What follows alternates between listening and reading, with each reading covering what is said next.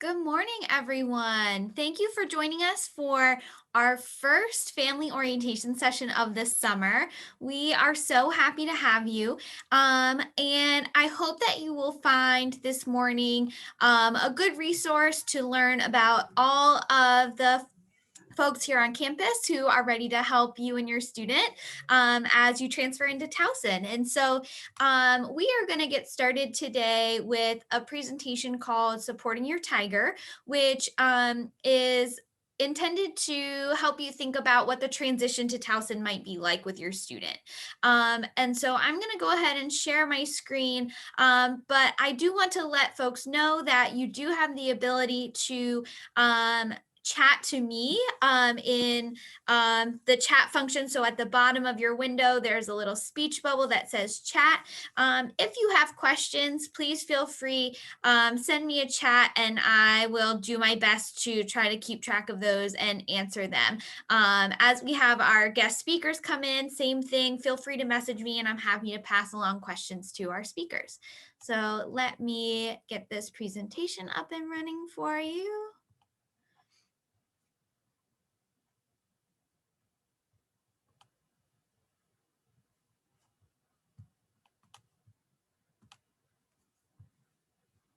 All right. So my name is Catherine Knaus. I am the assistant director here in New Student and Family Programs, and my primary job is to work with our families. And so I will be your resource, particularly this summer as your student transfers in, but also throughout your time at the university. And so we'll talk a little bit more about ways that you can be involved as a family member. Kristin Hanley was one of my students who helped me create this presentation. We're so fortunate she graduated this year. We're really proud of her. Um, so Towson University, in case you didn't have the opportunity to work with your student while they were selecting or applying to TU, we want to make sure that you have an overview of who we are. So TU has over 22,000 students on campus, with about 20,000 of those being undergraduate students. So your student is joining a fairly large institution that comes with a ton of opportunities that we're happy that our students have. And they will always be able to find folks who are of like mind here on campus. The other couple thousand of our students are graduate students. And so we hope that your student really enjoys their time here and might consider sticking around for graduate school.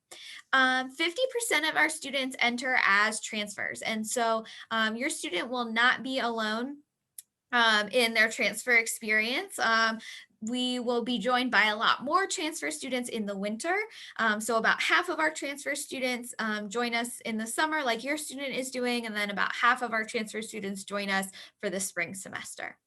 TU has 6 academic colleges, and the enrollment in each of them is fairly large. So no matter what your student is choosing to major in what college they'll be enrolled in, they will have a lot of fantastic peers to work alongside with.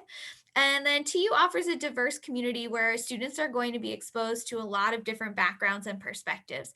We really pride ourselves on being a state institution and serving all students who join us from not only Maryland, but throughout the nation and internationally as well. So some key points to consider while thinking about your transition here to Towson. Even if your student has been in college before, this is still going to be a major transition time for most folks. And so maybe your student is joining us from a community college. Maybe they've lived at home up until now, and this will be the first time that they're living independently. This is a major transition time for them, but it's also a transition time for you. The way that your student navigates their college experience does impact you. And so we want to recognize that you deserve some support and kudos as well.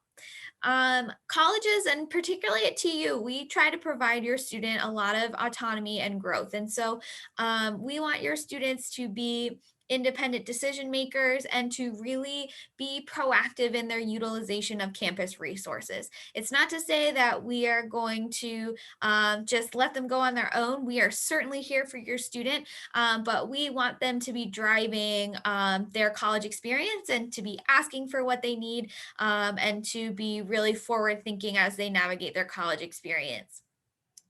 Families do provide a critical service of support to their student. And so we also want to be very clear that we're excited that you're a part of your student's college experience. We know that sometimes there's a perception that colleges want to push families away, and we certainly don't. We want you to be a part of our campus community, and we want to work together so that we can be a good team in supporting your student. And so you do provide critical support to your student, and it is documented that students who have support from their families are more successful in college in a lot of ways. And so we're very happy that you're here with us this morning and that you'll continue supporting your student through their college journey.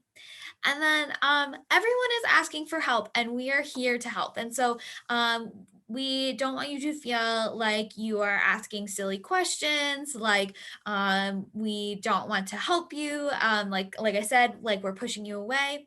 We don't want you to feel any of those things. We are happy to be here for you, and we hope that you take advantage of all TU has to offer. And we really encourage you to help your students seek those resources too. That's a critical point of your support for your student, is to help them navigate our campus. Like I mentioned before, with 20,000 undergraduate students, it's a large campus to navigate. And so helping them do that and helping them be their coach as they solve problems, that will really be invaluable to your student.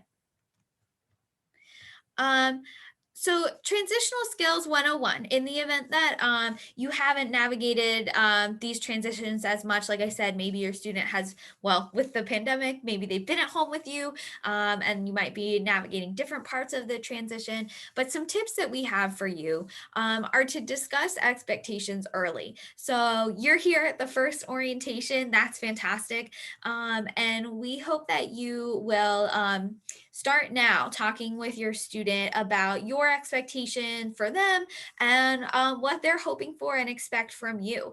And that will help mitigate some tensions down the road.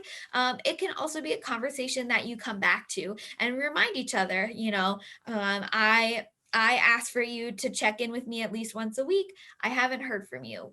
Can we talk about our expectations again and how we can best help each other? Like I said, encouraging your student to get help when they need it, and really even prior to when they need it. Sometimes our students think that they can make it on their own. The example that I will give is that some students feel like even if they had accommodations in high school, some accessibility and disability accommodations, that they might not need them in college. And we really encourage students, even if they think they can navigate without them, set them up at the very beginning, and then you can have them to rely on and be successful even if you don't use them throughout your college experience. You should be proactive in doing that. Being proactive about getting a tutor or forming a study group. Sometimes students wait until it is a little too late to make as big of an impact as it could. And so we hope that you will encourage your student to be proactive and also ask for help when they need it. It's okay to make mistakes. And I think that that's really important, that that college students do make mistakes. I made mistakes in college. I'm sure many of you made mistakes in college. And there are very few mistakes that are unrecoverable. And so we hope that instead of thinking of mistakes as a terrible tragedy, that we can frame mistakes as things that are learning and growing opportunities for your student. We're here to help them recover from mistakes, so are you. And so sometimes we just all need that reminder that it's okay to make mistakes sometimes. It's how we handle it that really makes the difference. And then succeeding in college often comes from self-motivation and resiliency on your student's part. Sometimes there's going to be very little that you can do to change outcomes for your student. And really, your student is going to be more successful if they can find internal motivation within themselves. They find a major or a career path that they love and they're excited to work towards it versus you telling them what to do, that they need to complete their homework, that they need to study. Finding those internal places of motivation are going to ultimately lead your student to more success than you prodding them every step of the way.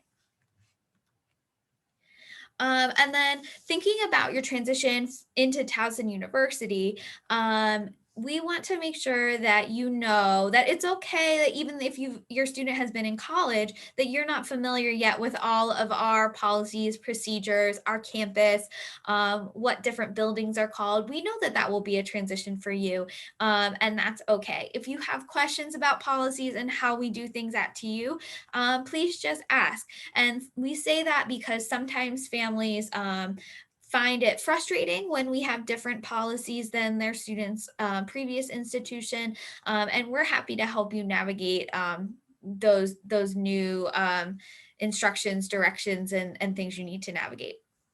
Uh, TU, being a new institution for your student, has a lot of new opportunities and experiences, especially if maybe they are transitioning from a smaller institution or a community college. They might have a lot new opportunities that might seem overwhelming to your student. And so helping your transfer student navigate involvement and seeking, maybe they're looking to work on campus, maybe they're looking to do research, helping your student narrow down choices and make good choices for themselves can be really beneficial. And then the other thing that we want to talk about is transfer shock. That is a phenomenon that is more common than you might think, where students who were high achieving at their previous institution, maybe they're getting A's and B's and doing really well in the school before, transfers and then finds that because things are new, they're facing different challenges, that their grades are not what they wanted them to be in that first semester after they transfer and transition to a new school.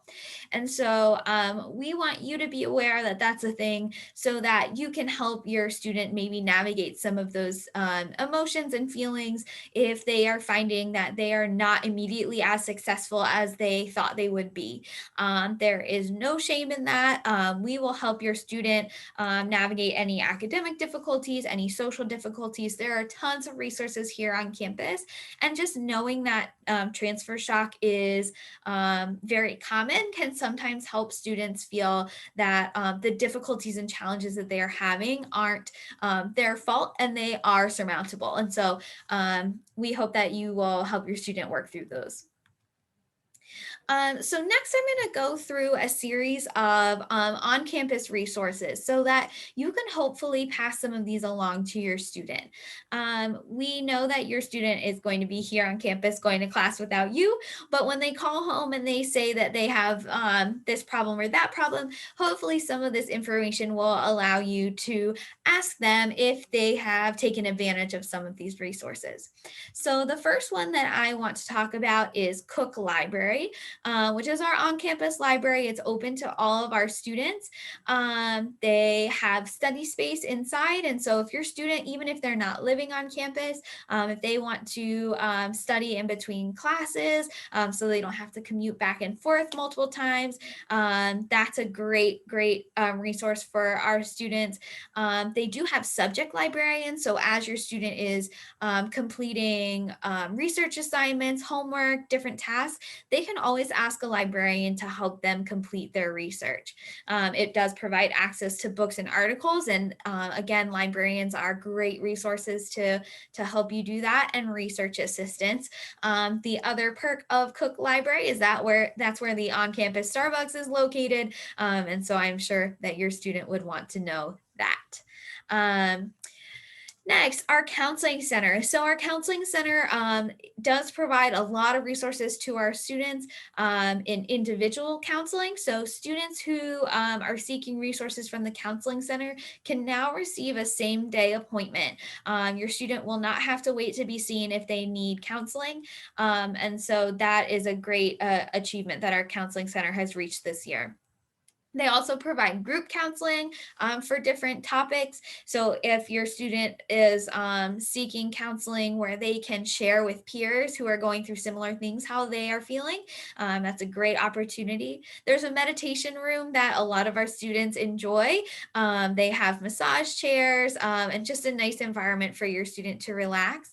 And then the counseling center also has peer educators who talk to fellow students about mental health issues. And so I really recommend that you familiarize yourself with the counseling center.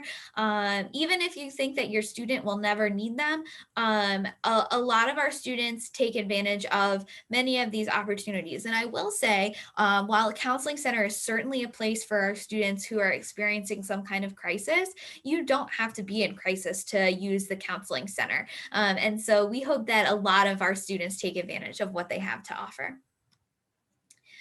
The Center for Student Diversity is an office that supports all of the students here on campus, but in particular, they host many multicultural student organizations like the Black Student Union and they have lots of queer and LGBT student groups.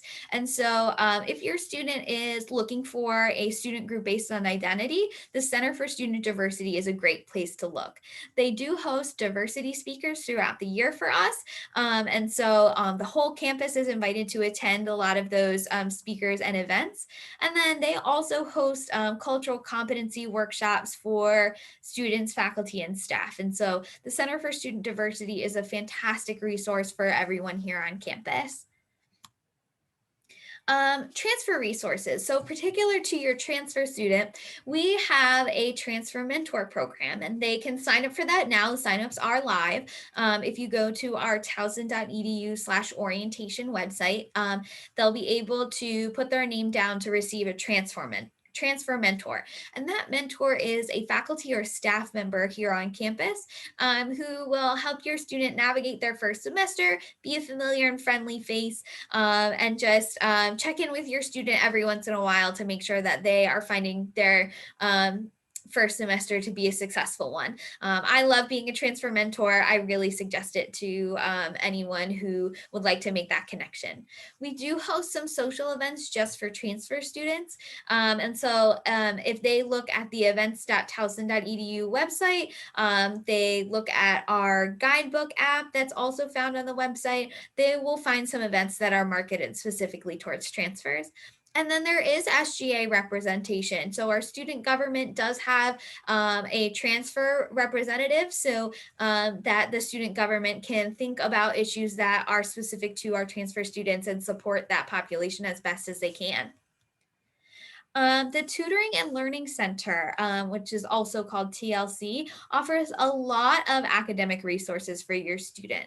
So they offer peer tutoring, both one-on-one and small group tutoring. That's available for many subjects and particularly subjects that a lot of students are taking in their course of study. And so the big math classes, big science classes, a lot of those will have tutoring available. They have workshops and academic coaching based on academic skills. So instead of being tutored in a specific math discipline or a specific science discipline, students will be learning about study skills in general, time management, how to take good notes, a lot of things that will help students be successful. And then they also run study groups for your student to study with their peers and supplemental instruction. And so supplemental instruction is when a student who has been successful in a class takes the class alongside of your student to help them through. And so if your student has a class where SI is available, we highly recommend that they connect with their supplemental instructor student. And so then just again, thinking about your role in this transition, you are super important and we don't want you to lose sight of that you are playing an integral role. Even if your student needs you less in some areas, they still need your counseling, your guidance, your support. Um, being patient and tolerant when they are changing directions and discovering new things here at Towson. They might change their academic direction entirely when they find different paths of study or different careers that they weren't aware or were available to them. And so we hope that you will be patient with them and support them as they explore those things. Encouraging resiliency in your student. Like I said, there are very few mistakes that they can make that we can't navigate with them. And so even if they do stumble a little bit, that they get right back up and use the resources available to help them continue on. And then congratulating yourself on your success. We are so happy that you've gotten your student to this point. We're so happy to have them and you here in our community. And so we're just grateful that you've done so much for them to get to here. So today you will have the opportunity to hear from several folks in the institutional community. We're going to start today with the Bursar's Office in Financial Aid, because I know that that is an office that many folks have questions about. And so we'll hear from them. We'll hear from our academic advising team. We'll hear from the health center, and we'll also hear from the Towson University Police Department. And so hopefully over the course of this morning, you'll have a lot of your questions answered, and we can help you off to a very successful start here at TU. So I'm going to stop sharing this presentation. Check the chat to make sure there are no questions. I don't see any. All right. So I am going to transition over to the Bursar and Financial Aid presentation. Let me see if my co-presenters are here.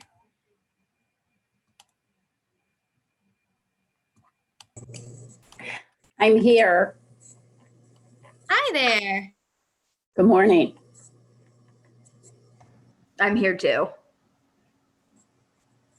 Fantastic. Let's get your presentation up and running for you.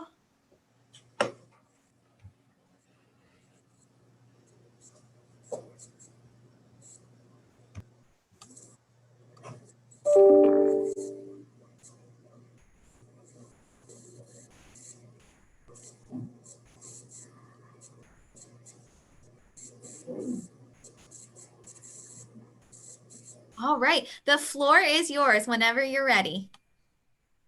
Great, wonderful. Good morning to everyone. My name is Janet Walker, and I am the Assistant Director of the Bursar's Office. The Bursar's Office is charged with the billing and collecting of funds for the university. So you will receive billing statements from our office, as well as we are the place that you can make payments.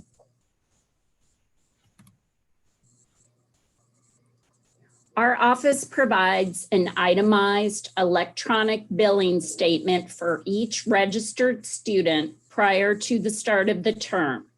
Students are sent a link to their Towson University email address when their e-bills are available. Please make sure to open this link in order to receive your e-bill in a timely manner. Our office has published billing schedules on our website that lists when those statements are available each term. Please take a moment to review this schedule so you know when to expect your e-bill. Each electronic billing statement contains a due date. It is extremely important to make sure that your payment is received on or before that due date. A late fee is charged when payment is not received by the due date. Additionally, our office will provide a monthly account statement that will show any additional charges made on your student account. Typically, these charges come from a library or parking fine, meal plan additions, or any health center charges. Please review these statements carefully and follow the due dates given. The due date for the fall 2021 semester is September 8th. Continuing students have an earlier due date of August 3rd.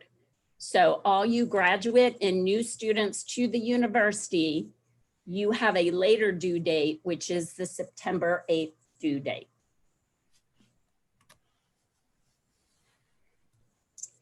The university accepts cash, checks, and money orders at our payment center window, which is open from 8:30 a.m. to 4 p.m. Monday through Friday. You can also mail checks and money orders directly to our office. Additionally, you can make electronic payments through our business partner TouchNet. You can follow the links in your student online service center to make these payments.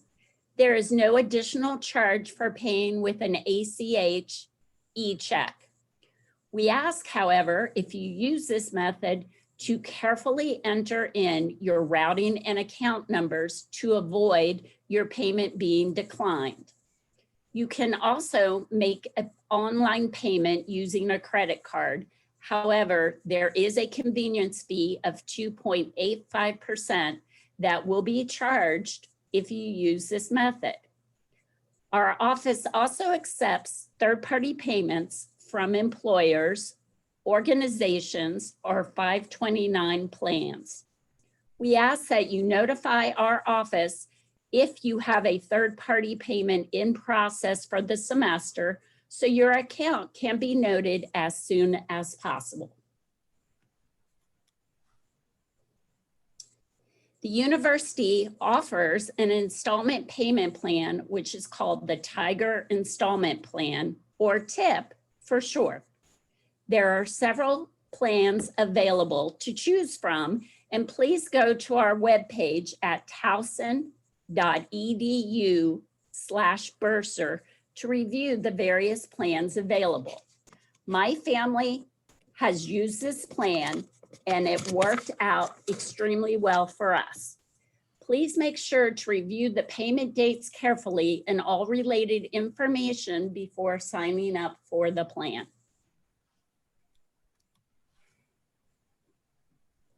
The Family Educational Rights and Privacy Act, also known as FERPA, requires the student to authorize and grant permission to the university before speaking with or providing information to anyone who is not the student.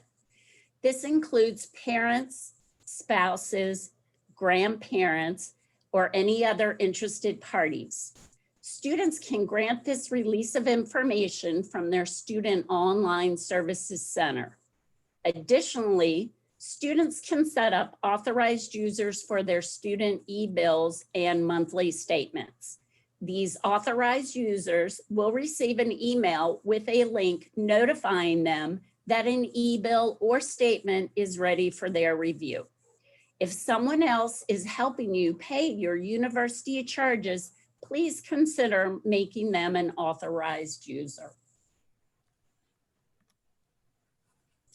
I'm now going to turn this over to Jen from the Financial Aid Office. Good morning, everybody. Thanks, Janet. I'm Jen Schley. I'm the Associate Director of Financial Aid here at Towson. And I want to first just say that this time of year, a lot of financial aid questions are very individualized. And so that sometimes is hard to cover in an orientation presentation. So I'm going to certainly hit all of the important points and the reminders, but we encourage you to contact our office if you need us to look up your account or have very specific questions.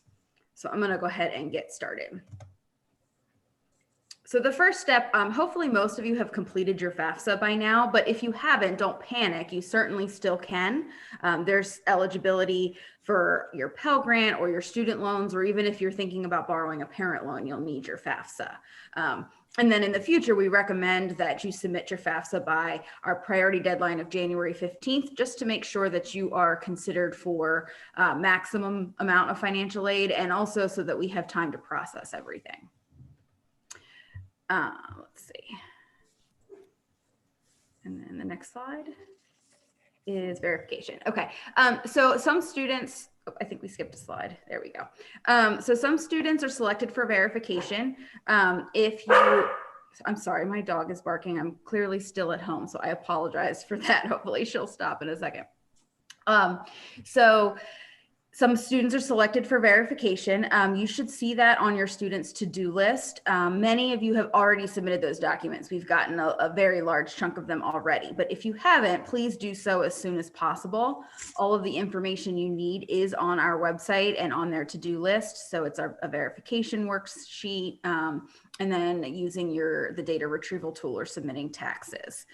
Just make sure your student is keeping an eye on their email, because that's how we're going to notify you if something is missing.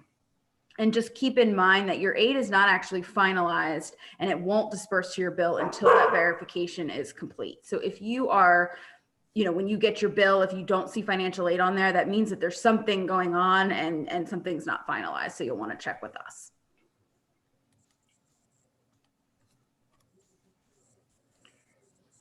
If you're going to borrow any student loans, we want you to go ahead and do what you need to do for those as soon as possible. We recommend that you take advantage of your subsidized loans first if you're eligible for them, because they don't accrue any interest while your student is in school. To do that, you want to make sure you accept your loans on their Towson online services, and then they'll go to studentloans.gov and they'll complete a master promissory note and entrance counseling. So all of those things together should take maybe 10 minutes. It's not a time-consuming process. And then once we receive all of that, we can get those loans on the student's account when the bill is available. Some students need additional aid to cover their balance. And one of the best options is probably the PLUS loan. And that is a loan in the parent's name. And we just want to encourage students to apply now. We're still on the earlier side of getting your loans in. So if you do it now, like in the next week or so, you're going to have plenty of time before the bill comes to get this loan processed. They are more time consuming for us to process because they're all done manually, as opposed to like the student loans that come through kind of automatically. And we have to review each individual application for the PLUS loans. So we do encourage you to get that done as soon as possible. It's a very quick online application. There is a credit check. It's the same website as the student loans, studentloans.gov, and then you'll get a credit decision right away. And if you're approved, you'll go on to the next steps and complete your master promissory note, and all of that will be sent to us for processing.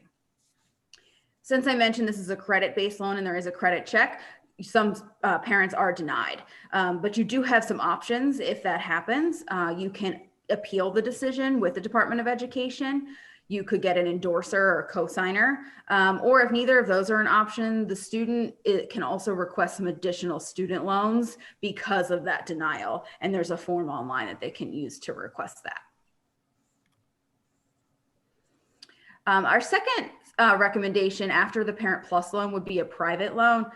Be careful with these. They're certainly a good option. There are many of students who take advantage of private loans and have no issues at all. But because they're not federal loans, we are not privy to repayment terms or interest rates or anything like that. So just make sure that you're working with a reputable lender and that you've done your research. Again, these have to be manually processed by our office, each individual application. So we encourage you to apply as soon as possible to make sure that everything is done in time to pay your bill. Again, these are credit-based and they're through private lender of your choice. So the terms are going to vary significantly across lenders. So just make sure you're doing your research before you choose a lender.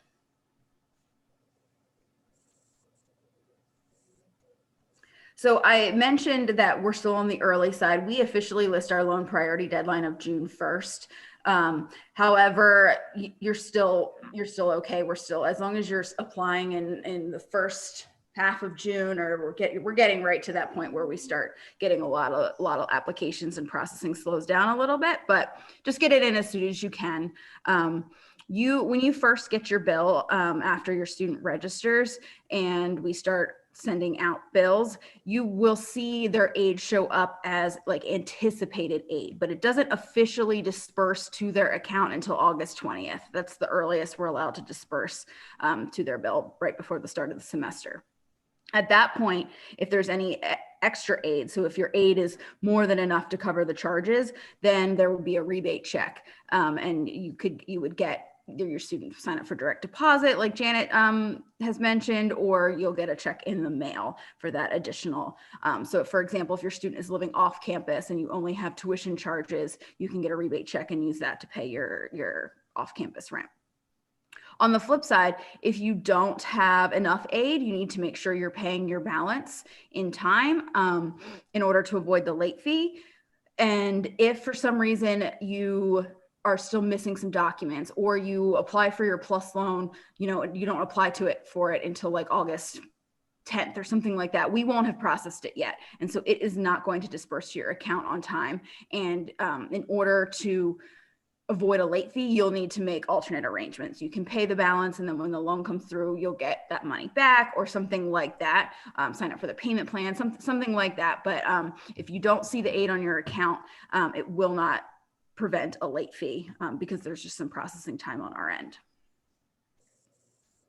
And I'm going to turn it back over to Janet, and she's going to talk a little bit more about some refunds and rebates and things like that. Thank you, Jen. Our office understands that rebates and refunds are a very important topic. And fortunately, we have a third-party business partner, Bank Mobile, that processes all our rebates and refunds for the university. Now, the great thing about Bank Mobile is it allows you to choose the method that to receive your rebate or refund. Direct deposit, you can select, which allows you to choose a bank account where the funds will be electronically deposited. This method normally takes 5 to 7 business days. So if you need your funds quickly, signing up for the direct deposit fund transfer is probably the best way to go. You can also choose to receive a paper check sent to the address of your choice. It does take a little longer to get a paper check, but again, it is entirely up to you to choose the method of your rebate or your refund. You will be receiving information from Bank Mobile on how to set up and select your method of your rebate or your refund. We encourage you to sign up as soon as possible so there is no delay in getting needed funds.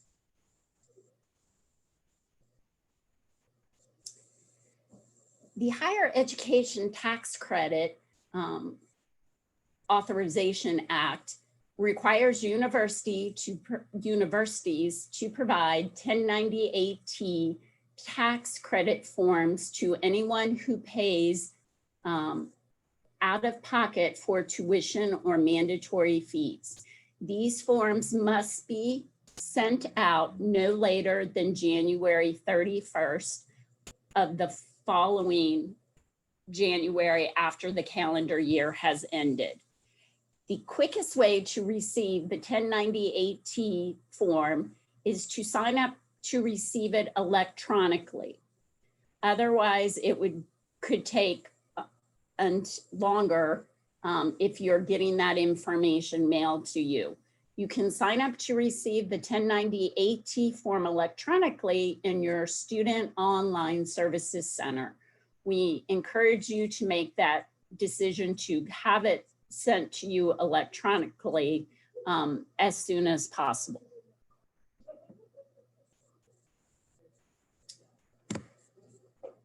Our office encourages you to complete all outstanding financial aid to-dos as soon as possible, including your loan applications. Know your e-bill due date, which we discussed earlier today, which is September 8th.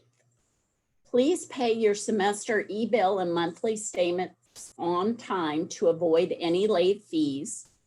Complete a release of information through your Student Online Services Center as soon as possible. Designate a parent, spouse, grandparent, or someone who's helping you with your tuition and mandatory fees charges with the university as an authorized user for e-bills, so they will receive those emails and notifications timely.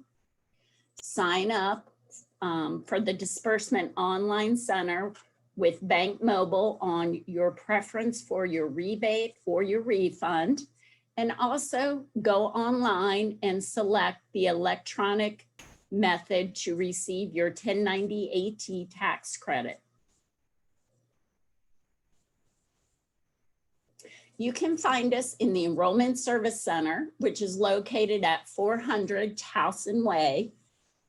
It is the building that kind of resembles a old bunker type building. You can't miss us. We're right next to the bridge on campus by West Village. Here's the contact information for the financial aid and the bursar's office.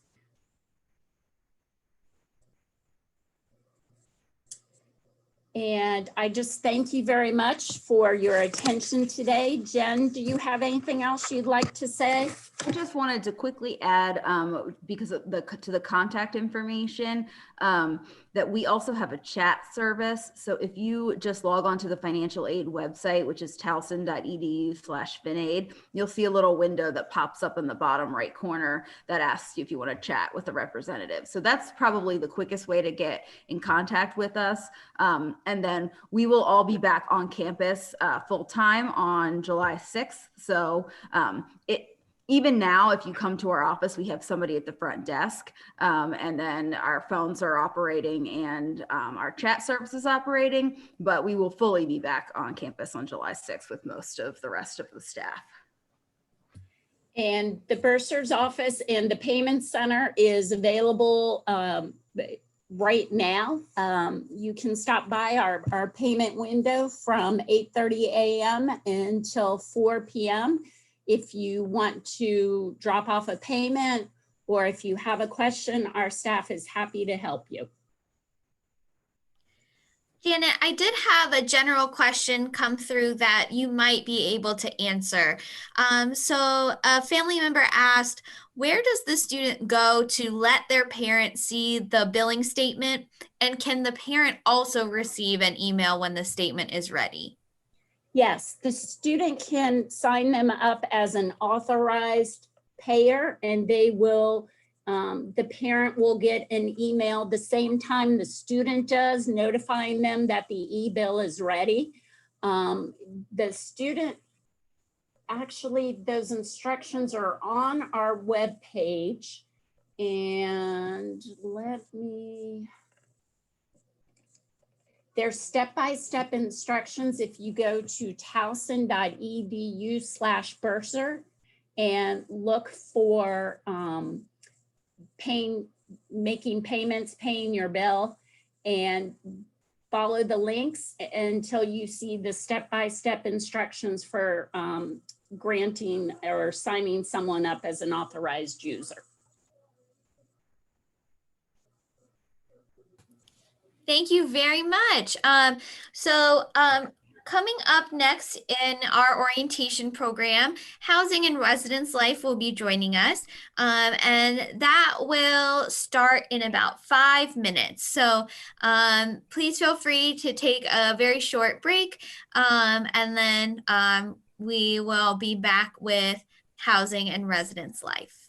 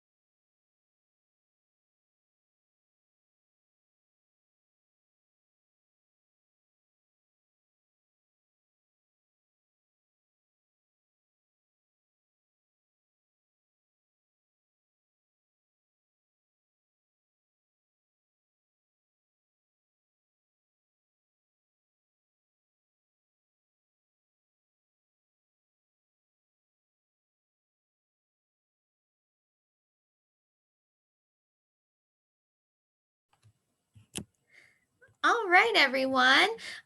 We are going to bring it back and get started with housing and residence life. So today we are joined by Katie Cordwell, who will walk you through HRL's offerings for your student. And Katie, let me know. I just made you a co-host, but if you need anything, I'm happy to help.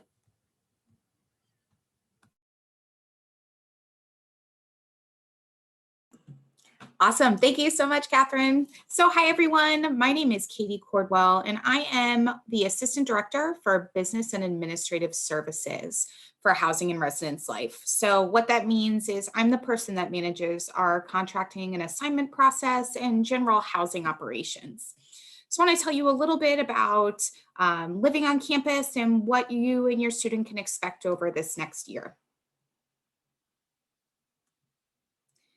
Right, so move-in for new students is Wednesday, August 25th and Thursday, August 26th. We are still finalizing some information, so detailed instructions and information about move-in will be emailed to students' TU email account in early July. We are hoping to have that sent out to everyone before the 4th of July weekend.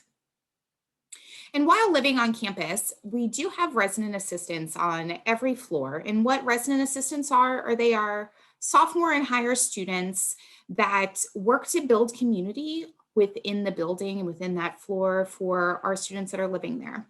So they provide structured developmental engagement through individual interactions with our residents, providing connections to students within the building, connections to the campus experience, and some programming and events that happen within the building.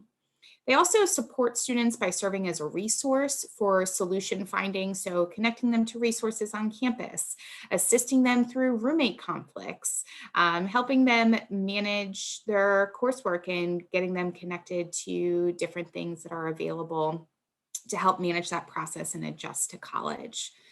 Within our residence halls, we do also have a residence life coordinator, and they are master's level professionals that live within the building and are the supervisors for the resident assistants that help manage any sort of escalating situations and assisting our students through any issues that they may have. So a little bit about what living on campus is going to be like during this next year. As you all already know, there is a vaccine requirement to attend Towson, and that does include living on campus to either be vaccinated or have an approved exemption. Just want to make sure that you all know that that review and approval process is operated out of the health center. So HRL will not have information on a student's vaccine status. We'll just be told if someone is compliant or they aren't able to live on campus. For roommates and what you and your student can expect, students that did not indicate a roommate request on their application will have one randomly assigned to them. We do not ask questions on our application, such as, what time do you go to sleep? And do you like it noisy? Do you like it messy? We find that it changes very much for students when they come to live on campus compared to what they were doing in high school or potentially at a different institution. So what we focus on is completing a roommate agreement. So during the first 2 weeks of living on campus, your student would complete a roommate agreement with their roommate, and that's where they come up with a shared set of rules and values for living together. How will they handle conflict with each other? What time is lights out that's appropriate? And come to that consensus. So then when there is issues that arise, they can go back to this agreement and work through that together or with their resident assistant if necessary. Here's some information about what's provided within our residence hall spaces. So we have many different types of buildings and setups, but furniture is pretty consistent across each space. So in our residence hall spaces, which means that there isn't a kitchen in the space, all students have an extra long twin bed, a desk and chair, and then a dresser / closet or a wardrobe. The wardrobe has dresser drawers within it, which is why it's an either or there, and a micro fridge. For our apartment spaces, in each individual bedroom, they have all of the same furniture except for a micro fridge, since there is a microwave and refrigerator in the full-size kitchen spaces. Just a quick note of two buildings that are special, which is Carroll and Marshall Halls, which are two of our apartment buildings. They have double extra long beds, not twin. For building safety, only students living in each building will have card access to the building. So there's swipe access points at the front door of each building, into the elevator and into the stairwells to ensure that only students that are living in the building are getting into the building. And then we have a front desk in each building as well. We call those our community centers, and they're staffed 24/7 by either a student staff member or security personnel. And that's where guests are required to sign in so that we know who's in the building at any given time. Here's some information about what to bring and what not to bring when packing to move on campus. So things that your student will need to bring with them is bedding and towels, kitchen supplies such as plates, cups, microwavable dishes, single cup coffee makers are allowed. Electronics, we do only approve UL approved power strips with a circuit breaker. So if you need that sort of extension cord power strip, that would be the type that you would want to bring. Our TV cable service is only a streaming service through Comcast, so they will need some sort of device that they're able to stream with, whether that's a Roku, a smart TV, something that they'll be able to connect to that streaming service. Health and hygiene, so making sure we have personal toiletries, hair dryer, first aid kit, any medicine that's necessary, laundry and cleaning supplies, and then school supplies. Things that we'll want to leave at home, any weapons, candles or incense, cooking appliances with exposed heating elements, space heaters and air conditioners, microwave and refrigerators. Since those are provided by the university, we do not allow students to bring their own. If for some reason there is an additional one that's needed for medical purposes, you can submit a request through Accessibility and Disability Services, and we'll work to provide your student with an additional one. We do not allow cinder blocks or bed risers. Our beds can be raised to a fairly high height. And if your student wants their bed raised, we can just submit a work order, and then our staff will be able to come and raise that for them. And then no pets are allowed except fish. Fish tanks cannot be bigger than 10 gallons and may not have electrical equipment. If your student's in need of an emotional support animal, that can be registered also through Accessibility and Disability Services. So for this coming year, we will still continue to have isolation and quarantine housing available, which is designated space for students who have either tested positive or have been told by the health center that they've been exposed and need to quarantine. All of these rooms are single occupancy, and meals will be arranged in collaboration with our dining services staff. Our University Health Center will do outreach with the students, and then our residence life staff will also always be available for support. With the vaccine requirement, we're hoping that these spaces will not need to be used frequently, but they will be available in the event that we need to. So moving forward, some important dates. The biggest thing that I think everybody always wants to know is when room assignments will be available. So room assignments will be sent on Friday, August 6th at about 5 p.m. to your student's TU email address. And then as I stated earlier, move-in dates are August 25th to 26th, and full detailed instructions on move-in will be coming by the beginning of July. Welcome to TUs happening from that opening weekend, August 26th to 29th, and then classes start on August 30th. So a lot of things coming up quickly. And that about wraps up the general quick information that I wanted to provide you with about housing and what you can expect and your student can expect when moving on campus. And then if I still have time, Catherine, I'm happy to take some questions. Yes, you absolutely do. So we had one question come through the chat that I answered via chat, but maybe you can speak on the exemption process for vaccines. I do know that there is an exemption process available through the health center that you will have to submit a form and they will do the review and approval of it. As I stated a little bit earlier, we are not part of that process. We'll just be told if a student's approved, meaning that they have gone through and either completed their vaccination and have gotten that confirmed, or they have been approved for their exemption. Excellent, thank you. No problem. Is the move-in date optional or is it assigned to the student? Are they told that they need to move in on a specific date and time? So we will tell the student for sure a specific date. However, we will provide a student the opportunity to reschedule if necessary. The one thing that we do want to point out, though, is the reason why we're providing these dates is to make sure that our students' move-in times are spread out and to also ensure that students are able to get in before the Welcome to TU events and are able to participate in that process.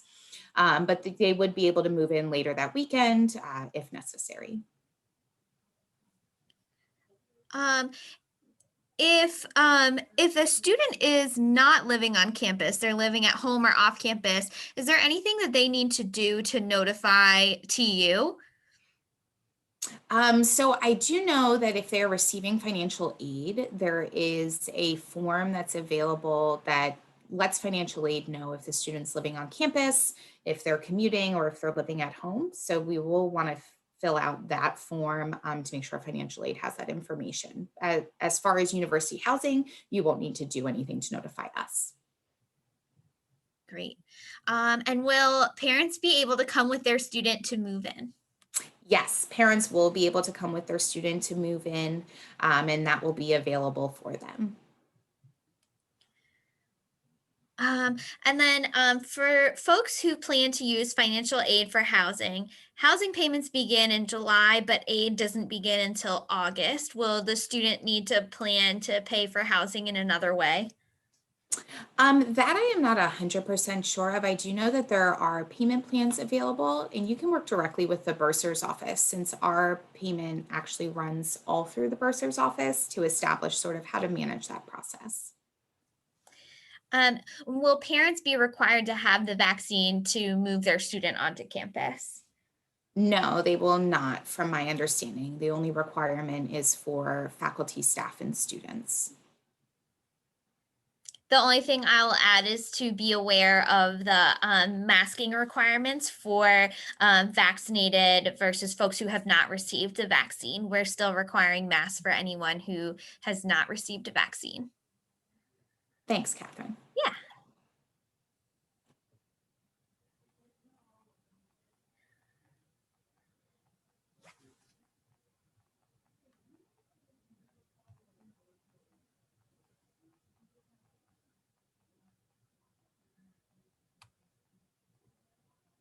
All right. Well, it looks like the questions are slowing down. So if you do have additional questions, Katie did mention her contact information. It's here up on the screen. So thanks, Katie, so much. And I am going to take these next couple minutes to show you one Towson resource that might be of interest. So Katie gave you so much good information about on-campus living. And if your student is moving to the Towson area, but does not plan to live on campus, there are resources for you and your student to find off-campus living. And so if you visit our Towson website, a big resource that I hope that you all know is available is the search function. And so if you visit towson.edu, this search bar is really invaluable for you to be able to navigate our website. And so if you just look up off-campus housing in the search bar, There is a website here for off-campus living where your student can navigate the off-campus housing portal and look for other resources about living here in the Towson community, but off-campus. And so if they visit offcampushousing.towson.edu, they'll be directed to resources where they can find available rentals in the area. So just wanted to make sure as you navigate housing decisions that you have that information as well.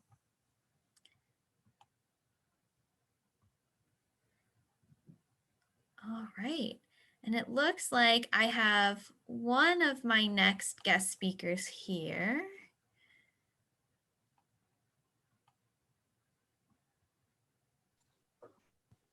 Hey there, how are you? Hello, I'm well. How are you? Doing well, not bad. So yeah, we can get started. If you don't mind, if we can wait like 5 more minutes, and then my colleague will show, and then we'll kind of get started with academic advising. Absolutely. Thanks, Eric. Yep.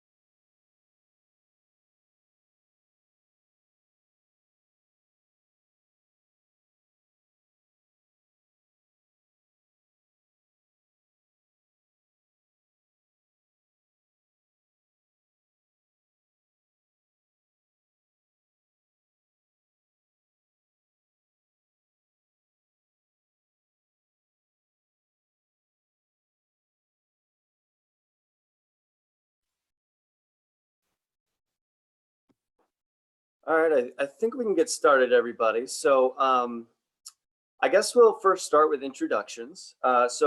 This portion of, I guess for the next 20 or so minutes, we are going to kind of go over the process of academic advising.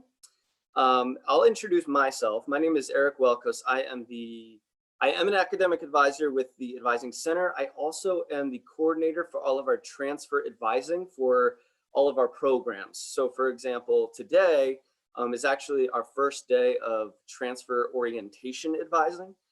So I'm responsible for making sure that we have all departments represented and that all of the students who come during their advising day leave here with classes. So I'm going to talk a little bit more about that process. But before I do, I'll let my colleague Lisa introduce herself. Hi, everyone. My name is Lisa Hill. I am another one of the academic advisors in the TU Advising Center. I work with Eric on supporting transfer programs and initiatives and working with our incoming students, both freshmen and transfers. Yeah, so to give you an idea, I guess what we'll do is let's start out with kind of how advising works generally at Towson. What I ask is that so we don't really do we don't have a PowerPoint or anything like that, because what we find is that this particular group of transfer families, there's a lot of questions involved, because of course, when it comes to advising in academics, that's kind of the main purpose of coming to the university.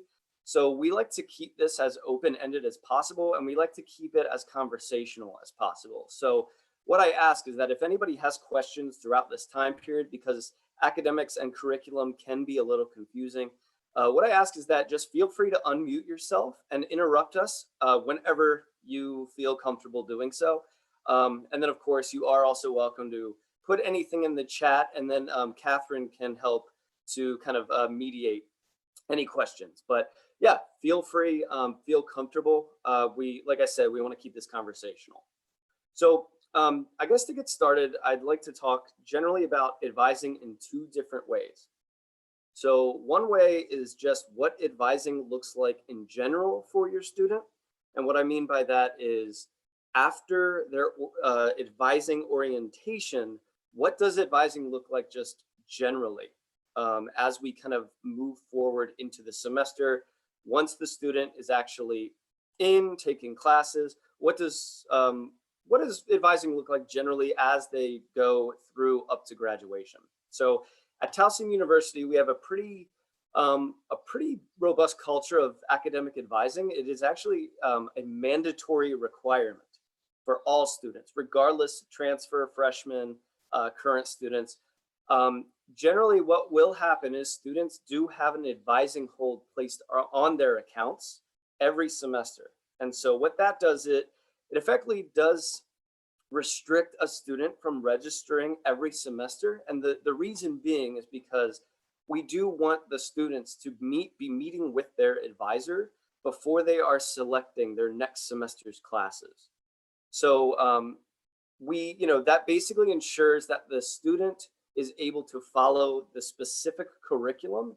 And most importantly, we want to make sure that the student is following through on all of the necessary prerequisites that they need to make sure that they are continuing with their major's curriculum. So it is really, it's a big part of our academic culture here. And we take it pretty seriously. What's nice is that the students are paired with advisors who are from their department. So what we do for students with the lower credit count, we usually give them oftentimes students with a lower credit count will start out generally. But for the most part, I think everybody in this room probably has a student who is already kind of solidified in their major. They already kind of know what they want. So theirs is a little different and unique, because that student coming in, your students will be immediately paired with an advisor who is in their major. So it's going to be likely it'll be a faculty member that they're actually taking classes from. So they get an opportunity to learn from that person, form a relationship. And then they will work with that advisor in the major to kind of plan out their next steps. And one of the resources we have, there's a lot of resources to make sure the student is following the pathways they need. But one of the main resources that is used is something called the degree completion plan. So if your student is coming in with 45 or more credits from their transfer institution, they will immediately, with their advisor, be working on a degree completion plan. And what that effectively does is it maps out the requirements needed to graduate in the time frame that the student wants. So for example, if your student is coming in with about 60 credits or so, they can kind of work with their advisor to plan out what their next semesters look like. And remember, we look at, because each student is paired with an advisor in their major individually, they are kind of given individual instruction on what that looks like, and it's tailored to them. So for example, if a student's coming in with 60 credits and they know that they need 120 credits to graduate, we can plan semester to semester. And so, there are some students who are working, there are some students who are completing this full time, and then of course we have some students who are commuting. So there's a lot of different factors that go into this, and not every student is the same.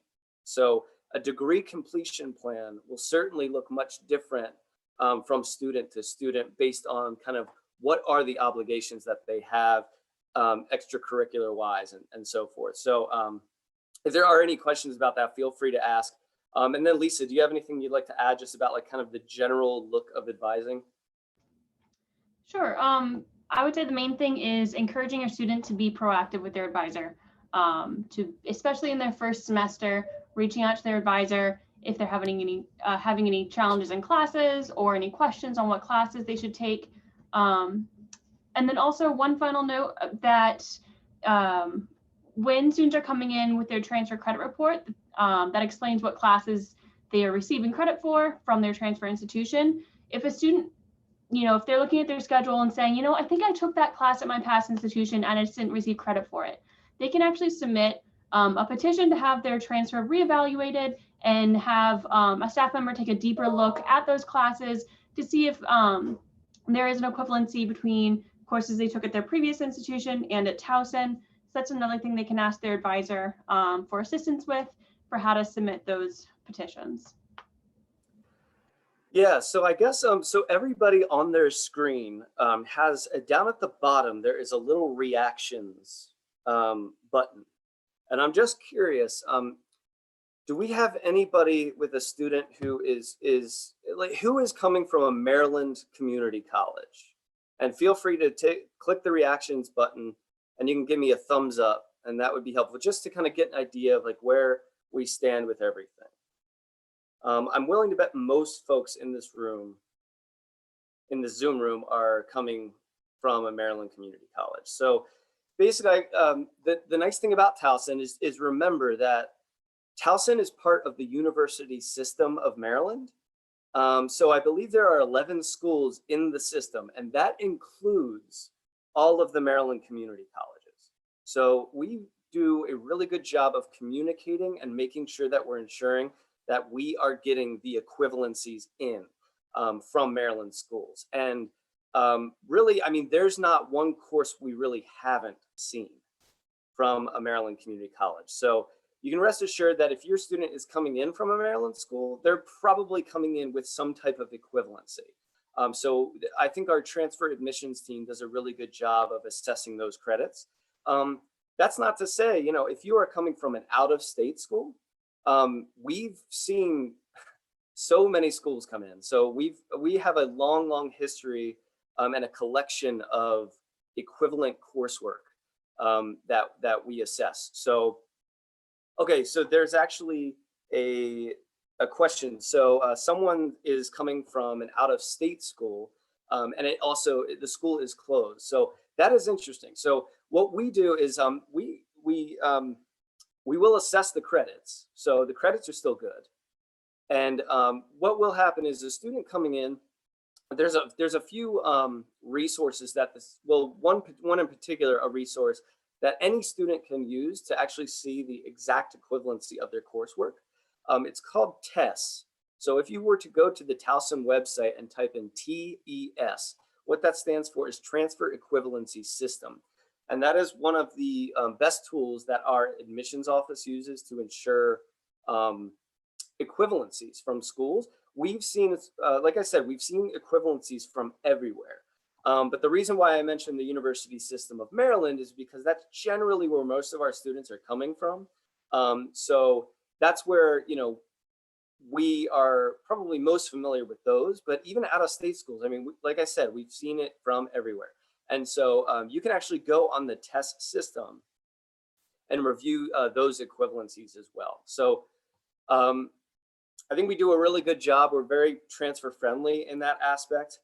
And so what will happen is when a student does come in, you and your student probably know these better as general education requirements or like general studies.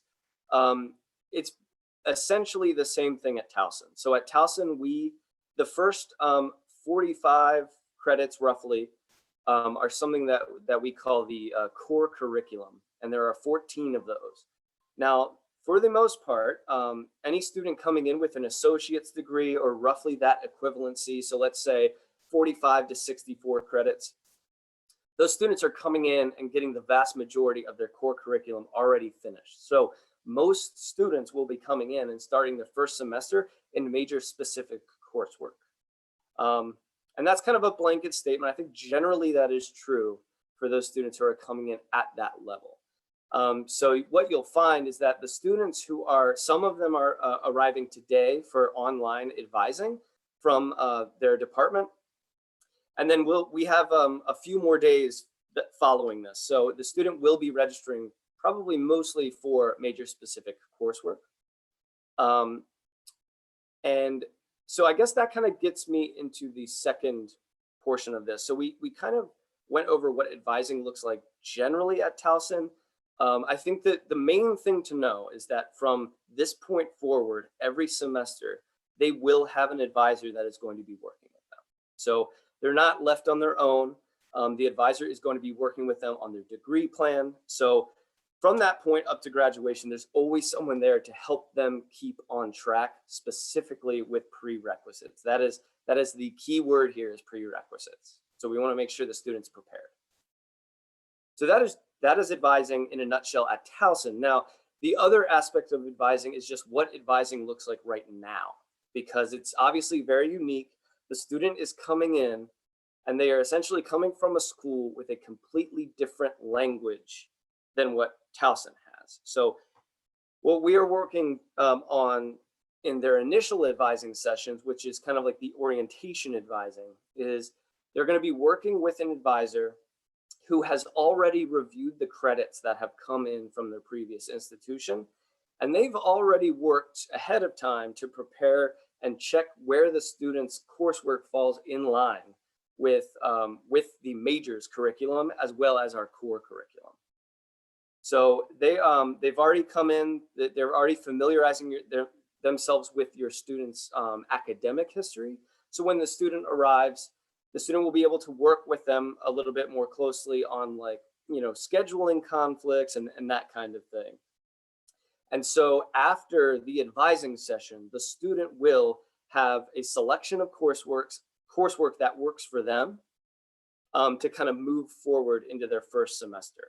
And then within the first 2 weeks of the semester, every student will have an advisor from their major paired with them. And so in that first semester, they'll meet their advisor, and then they'll kind of move forward from there with degree completion plans. So if that makes sense. So like I said, it's kind of two aspects of advising. One is the general advising, how that works overall for the rest of their academic career. And then the other portion is what advising looks like today, or whenever your student is arriving to get advising. Are there any questions about any clarification that Lisa and I can give you when it comes to advising, whether it's advising today? I know it's a lot of information. So I just want to make clear that, we are here to kind of make sense of how confusing it can be. Are there any questions about that? I do have a quick question. Sure, yeah. Just for clarification. So if my daughter has an appointment this week, Thursday, is that the advising orientation, or is she going to actually register for classes this week? Because it's my understanding that it's not, or am I wrong? No, that's a great question. Yeah, and obviously there's been a big change. Obviously, this will be our third orientation period that we've gone all virtual. So we used to do it where students would come in for their orientation day, and in the first half of the day they would have in-person orientation, and then the second half of the day they would meet with their advisors, get advising, and meet the college. So obviously we've had to change that up over the past three cycles.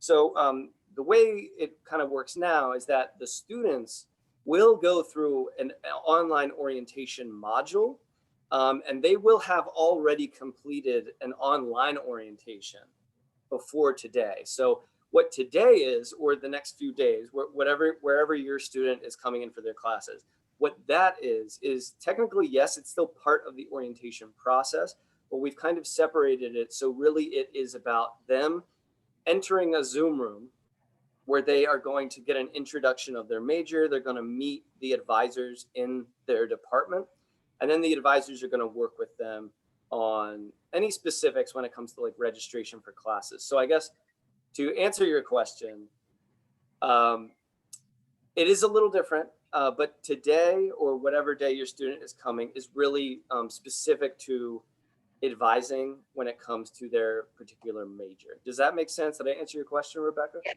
Yes, that's great. Thank you. Yeah, you're welcome. Are there any other questions about this?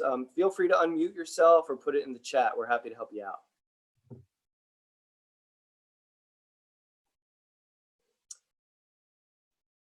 Okay, so we do have a few more minutes left. Lisa, do you have? I have something I'd like to kind of like convey to everybody, but do you have any like particular things that you feel like we need to add here? I'd say kind of my one big piece of advice for incoming transfer students is really encouraging your student to, not try and overload this semester. Try and take this semester. Remember that they are not only they're taking a full load of classes, or maybe it's part-time, whatever it may be, but then on top of that, they're also trying to learn a new institution. They're learning a new culture. The stresses of COVID aren't completely gone yet. So there's a lot of other factors that are on top of their classes. So this is not necessarily the semester to go all out sprint to take as many classes as they can. Take a step back this semester. Take maybe whether it's 12, 15, however many credits it is that makes sense for your student, but try to just be a little more calm and don't overload the semester, because it can trip students up really easily. We often have students who just they underestimate, I guess, the transition and how challenging that transition can be, and we don't want that to impact your students' academic performance. Yeah, that's a really good point, and I think that for everybody in this room, I think the vast majority of transfer students. So if a student is working on an associate's degree and they are completing the associate's degree, which is also known as the 2-year degree, I think there's probably folks in this room who know that a 2-year degree has oftentimes it's never really completed in 2 years, and I think that's why Lisa and I like working with transfer students so much, is because I think transfer students have had a taste of the world that your average freshman has not experienced. So we have transfer students who are non-traditional students. Some are young, some are old. We have transfer students who have already worked, and some of them, a lot of them, are already working full time. They understand what it means to balance out a commute and work life with academic life. And it may be the same as they come into Towson. There's a lot of students, a lot of transfer students, probably the majority of our transfer students are balancing out that work academic life. So there's a lot to consider, as you know, and it's more than just the academics. So what Lisa said really holds true. We don't want to see students overload themselves. We understand, and this is why we are working with the students advising wise to create degree completion plans, because like I said, every degree completion plan is unique to the student's needs. We have a lot of safety nets here at Towson. So when a student doesn't do particularly well in their first semester or their next semester, we have safety nets. So we want them to succeed. If a student doesn't do well, we have academic warning, we have academic probation. We obviously don't want to get to the point where students are suspended, but the vast majority of our students on academic warning tend to be transfers. And one of the big reasons is not because they can't do it, it's because that balancing out work life and academic life can be pretty challenging, especially as they are transitioning, like I said, from one school to another. It is a big transition. So that's why we want to make sure that we are having, very, what do we call it? We call it intrusive advising. We want to make sure that the students are meeting with their advisors, and that is solely the reason why we are placing academic holds on the student account, because basically when it comes down to it, we are working to help make the student proactive in understanding that transition from one institution to another. But yeah, it is key, and that balance, that work-life balance is huge, and that is where most of our students slip up. And so, like Lisa said, the student knows themselves better than anybody else. They'll know themselves and what they can handle more than their advisor they work with. So we really encourage that one-on-one relationship that the student is going to have, to make sure that we're actually talking this out and making sure that the student is kind of following through, not overloading themselves. If they need to go part-time for a bit to kind of adjust, that is completely okay. It is not a race through this. And a lot of your students have probably already experienced, like I said, completing a 2-year degree in a significantly long amount, or not long, but a significantly longer amount of time. Like, these things happen.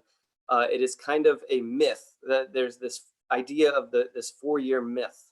Now, it's possible, but realistically, we don't want a student to be failing courses because they overloaded themselves, because all that effectively means is that they're retaking courses again. So, you know, Towson is unique in the sense that we make sure to have a personal touch with every student, and that's why every student is paired with an individual academic advisor. So we have a lot of students, so it's a lot of work, but I think for us that is, you know, it's particularly important that we at least foster that type of relationship, so we are recognizing the full effect of the student and looking at them holistically. They're not just full-time students that are pumping out grades. They are workers, they are parents sometimes, you know, they are commuters, they are living on campus. There's a wide breadth of transfer student. So it makes for a lot of fun for us, I think, because we are always meeting with somebody different. It's not just kind of your run-of-the-mill, you know, no offense to freshmen, but I think Lisa and I can agree that we really enjoy working with transfers because of that. We kind of get a little bit more intimate with them. So we're almost out of time. But are there any last minute questions? Do we have time for some questions, Catherine? Absolutely. And I did have one just come through the chat. Sure. When will the students know who their particular advisor is, and how soon can they meet with them? Great idea. So the advisors that they are going to meet with today, or whenever your student is assigned for the advising sessions for their first semester coursework, won't necessarily be their actual assigned advisor for the rest of their time. But what will happen is when a student starts the fall semester, they are going to be assigned an advisor within the first 2 weeks of the semester. And so they will know pretty immediately who they can reach out to. On their student account, they'll be able to actually see the name of their advisor, and they can reach out to them directly from their student account. One thing I just do want to stress is that, you know, the departments are basically aware of what new students they have. And with that information, they assign advisors to their new students. So that is what's going to happen within the first 2 weeks of your student semester. But, you know, sometimes you might not mesh so well with your advisor, or you will, or maybe you have a professor in your major that you really like and you want them to be the advisor. So just because an advisor is assigned to your student doesn't mean they have to stick with them. If the advisor, or if your student really likes a particular advisor or likes the teaching style of a particular faculty member, they can request to have that change. So we also want to make sure that we are maintaining that type of flexibility for students as well. But yes, I guess overall to answer your question, within the first 2 weeks, they will have their advisor identified. They will know. Any other questions from the chat, or feel free to unmute yourself as well. We've got, I think, about two minutes, I think. Is that right, Catherine? Yep. And they're heading right into a break. So oh, great. If there are a couple questions, we can certainly take them. Sure. I was just curious about the study abroad, Mm-hmm. I think as transfer students, because of course they are in sort of a different track, or if that's going to be covered in today's presentation. I saw a little bit of the information on the website. Yeah, so study abroad is interesting. So there are a lot of study abroad programs. There are a lot that are not as, like, there are some kind of study abroad programs that generally are best for students if they have some remaining core curriculum. So like I said, you probably know it better as like general studies. So a lot of study abroad is encouraged in like those beginning college years. That doesn't mean that you can't study abroad whenever you'd like. There's a lot of programs that also will do their own study abroad opportunities. So, and it sometimes gets very specific. So for example, like, you know, our science programs will have very specific study abroad options. And, you know, study abroad can be an entire year. It can be an entire semester. We have a lot of programs that are just single week long experiences, all for credit. So there's a lot there. I think the best way, we do have a study abroad office that you can take a look at their website. Another option though that I do recommend is have your student ask their advisor about more specific study abroad opportunities that would make sense with their major. It's pretty cool. Departments do a lot of really interesting stuff, and they offer study abroad options that are more specific to the student's major as well. So I guess that's kind of a broad answer, but there's all different types of study abroad. And I think if the student really does want something specific to their major, they will want to check with their department to see what's available. Great, thank you. You're welcome.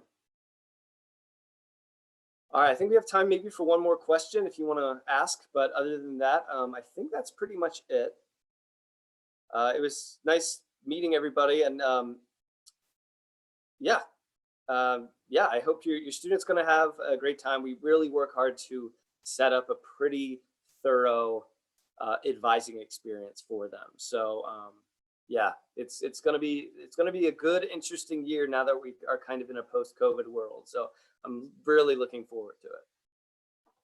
Excellent. Thank you so much, Lisa and Eric. We really appreciate it. So right now we are headed into a short screen break.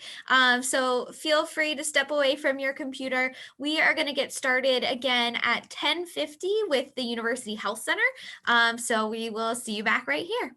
All right. Nice meeting you, everybody. Bye-bye.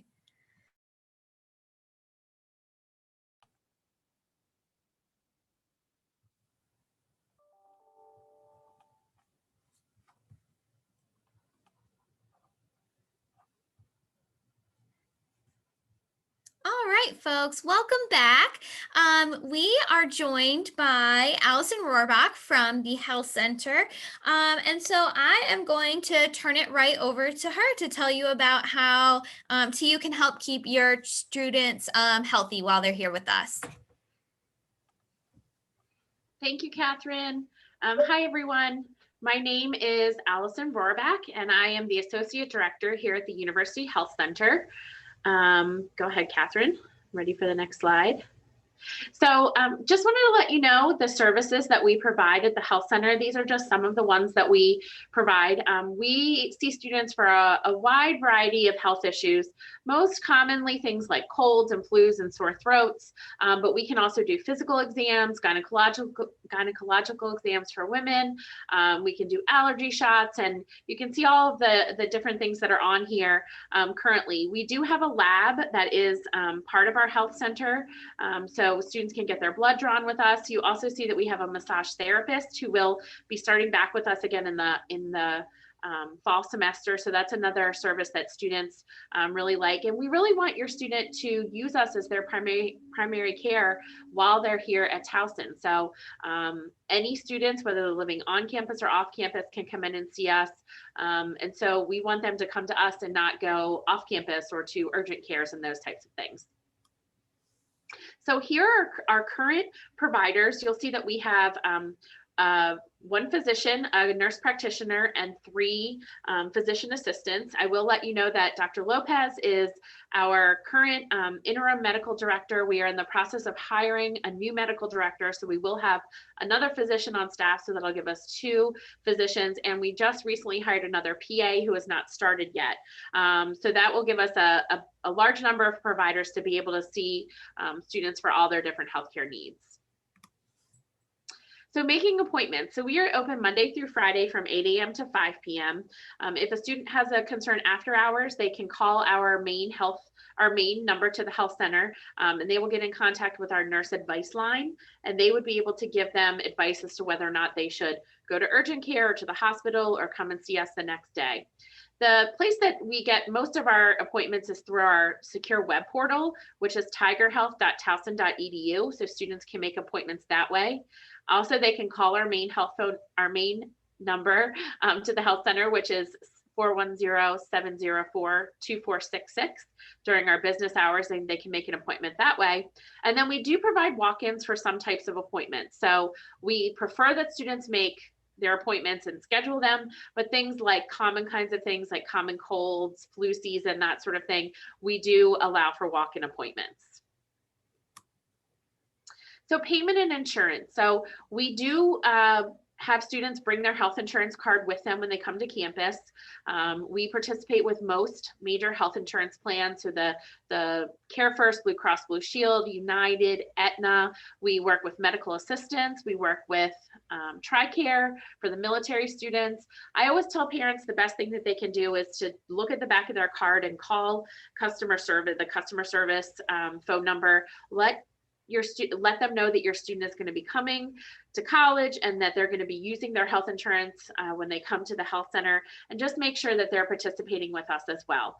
If services are not, if you guys are not participating with us, we can still bill students through their Bursar account, and we can also reduce the price on those types of things. We make that a prompt pay kind of visit if your student is not participating with us. But we work with most major insurances. You do not have to sign up or out of a health insurance plan. So we do not currently have a hard waiver, so that's not required. And then if you're looking for a really excellent health insurance plan, say you have one that does not participate with us, you can go through aetnastudenthealth.com and pick Towson University on the drop-down screen and see that the different types of the plan that Aetna Student Health has. So immunization requirements. So it is a requirement that we get proof of 2 MMR vaccines, so 2 doses on or after their first birthday, the Tdap vaccine, which has to have been done after 2005. They also have to do the tuberculosis risk screening questionnaire. And then if they're living on campus, the meningitis vaccine. So we highly recommend the meningitis vaccine, but they also can sign a waiver if they do not want to get the meningitis vaccine. All of these need to be into us by August 15th, and students who are not in compliance with this will have a $50 fine put on their Bursar account, and also a registration hold will be put on their account, so they won't be able to register for the next semester. And I'm going to go through how we can do all these immunization requirements. Also just wanted to let you all know, I'm sure you've heard about the COVID-19 vaccine guidelines. So as part of the University System of Maryland requirements, all Towson University students, faculty, and staff on campus this fall must be vaccinated against COVID-19. There are medical and religious exemptions available if that's something that applies to you, and the proof of the vaccination must be submitted by August 9th. And the address that you go to do all that is towson.edu/vaxverify. I will tell you that the health center did not make this rule. The health center is not doing anything except reviewing them when they come in. So I just wanted to throw that out there because I know that there are people who may have questions regarding that. But that's the COVID-19 guideline for the fall. Next. Okay, so getting your immunization records into us. So there's 2 ways you can do that. The first thing you could do is you could go to this document, which is on our website. You'll see at the bottom of the screen, it's very long, towson.edu, and it says all of the, how to get this PDF form. So you could take this form to your physician. Your physician can fill out the information. So the dates of the 2 MMRs, the dates of the Tdap, the dates of the meningitis, and then your healthcare provider can sign the bottom, and then you can upload this form, which I'll show you how to do. The other option is you can go to your physician, healthcare provider, and just say, I need a copy of my son or daughter's immunization records, and they can print something out for you and you can upload that document in place of it. That does not need to be signed. So if you have something that you could get printed out, there's even those, you know, those little vaccine books that I had for my kids. If you want to make copies of that, those can also be uploaded as well. And I'll show you how to do that. Okay, so to upload your immunizations, the first thing you're going to need to do is go to our website, which is towson.edu/health center. And what you're going to find is there's a part that says new student requirements, and you're going to see this big yellow box that says log into the Tiger Health Portal. So you're going to click on that where it says Tiger Health Portal. Click on the black box, and this is what's going to come up. So it's going to ask for username and password. So your student's username or password, and you're going to click proceed. And then you're going to put in their date of birth. And then there's going to be, it's going to say 2 forms awaiting completion. One is going to say immunization history, and one is going to say tuberculosis exposure risk screening questionnaire. Before we move on, I do want to say that it currently says right now, COVID-19 tests.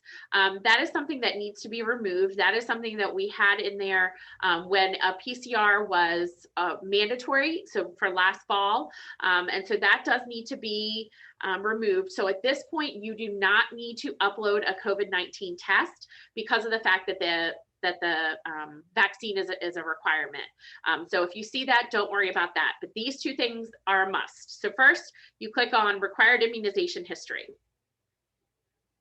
And then it's going to give you the information to put in your date. So you're going to put the date of your first MMR, the date of the second MMR, the date of your the date of your Tdap, and then the date of your meningitis vaccine. And then it's going to say add immunization record. And this is where you can upload either the copy of the form that you had signed by your physician or the records that you had printed out. So you'll do that. So you'll upload the immunization and hit submit final. Yep. And then you're going to go to the tuberculosis risk screening questionnaire. And that's going to ask some questions about whether or not your student was born outside of the United States, traveled recently outside of the United States. And if your student answers no to all of them, you hit submit final. If they say yes to any of those, they will be contacted on having further testing done. So they will be required to either have a PPD or a blood test done because of the fact that they could be for higher risk of tuberculosis. There's also a part that's you can upload your insurance card, which is great. So that's you'll see a link on the side that says upload insurance card. So you can upload the front and the back of your insurance card, and that can be in your student's file as well. So all of this stuff is going to go directly into your student's electronic health record. So then we will have copies of insurance card, we'll have copies of all the immunization records, all that stuff. And then this part is just about privacy. Just remember that anyone over the age of 18, their medical care does remain private. Students can grant permission to share information episodically. So there's not a form that parents can have students sign that says that all medical information can go to you. It's done on a case-by-case basis.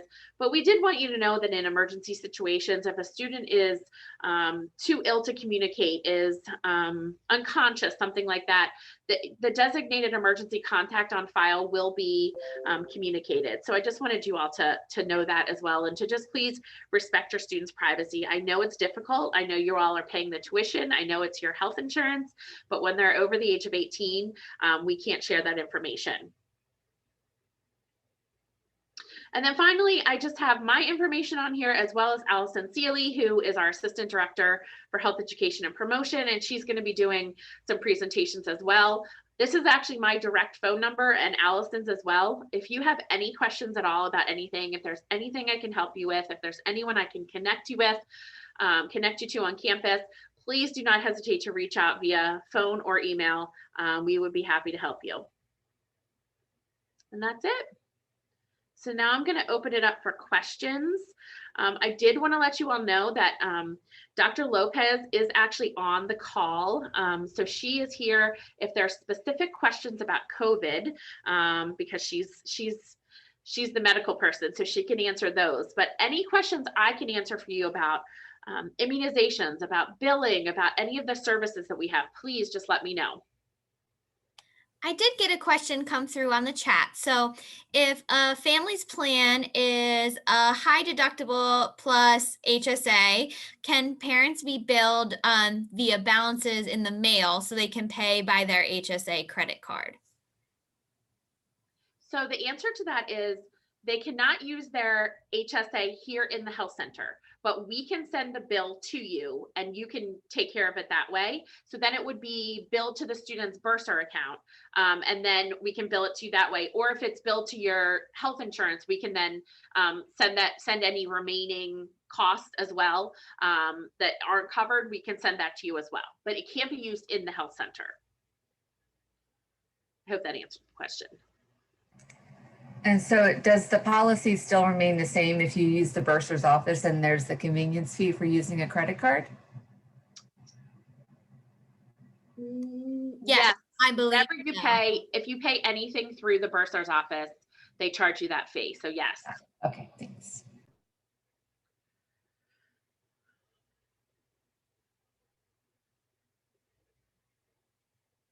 No questions? Just one quick question. Are there EpiPens on campus? Like, you know, have a lot of colleges have them in the cafeterias or where people eat and such? Yeah, we have them in our health center. As far as I know, they don't have them other places on campus, but students can bring their own with them. So have it with them, you know, and carry that with them. But as far as I know, they don't have them in other areas. Alison? Yes. Yeah, hi, this is Dr. Lopez. I know we just ordered some for the TU Police Department, so they have it in case there's an emergency. Great, because that was going to be my next question. If, you know, it's 8 to 5 in those hours, you know, what the after hours. But yeah, so it sounds like the police have them. So if there was an emergency, they would call campus police and they could administer. Great, thanks. Mm-hmm. Other questions?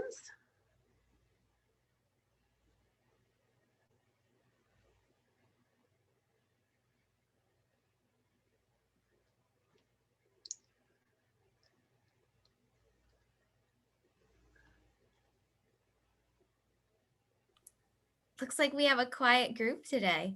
I know. Well, thank you, Alison and Dr. Lopez. I really appreciate it. And I'm sure if we get any additional questions, we'll communicate between you and the families. Great. So have a great day. Thank you again. Thank you. All right. So between now and our next presenter, who will actually be TUPD, I want to share some additional resources that are just for you as family members. So let me go ahead and pull those up.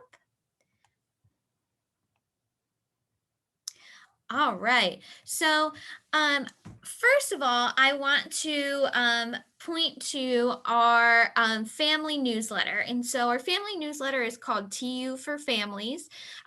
This will give you an idea of what it looks like. The homepage has been updated since. But if you sign up for our TU for Families newsletter, that is going to be the #1 way for you to receive information from the university. The university uses the mailing list generated by folks who are signed up for the TU for Families newsletter in order to communicate about things like the vaccine requirements. And that was the list we used to inform families about the closure of TU in the fall.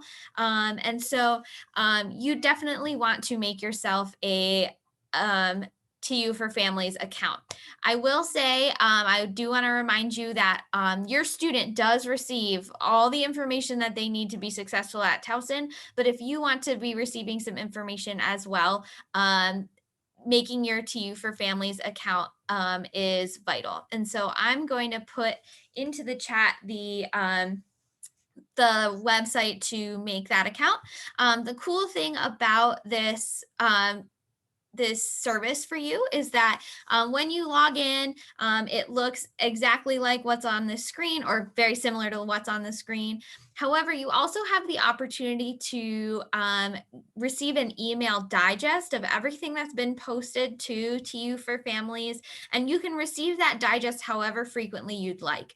Most of our families choose to receive an email every 2 weeks. You can receive it every week if that's too much. If 1 or 2 weeks is too much, you can receive it every month. And so that's a great way to stay informed and not have to log in to find that information. I will say when we do have things that are more emergent, like a school closure or like vaccine requirements, we do push those to your email so that you don't miss anything vitally important like that. So that's TU for Families. And like I said, when I get a minute, I will post that into the chat for you all to make your free account. It is free and it is available to anyone. So if you want to pass it along to your students, extended family or guidance counselor or teachers, whoever is invested in your students' experience here at TU, you can make as many accounts as you need to. And like I said, it is a free service for you.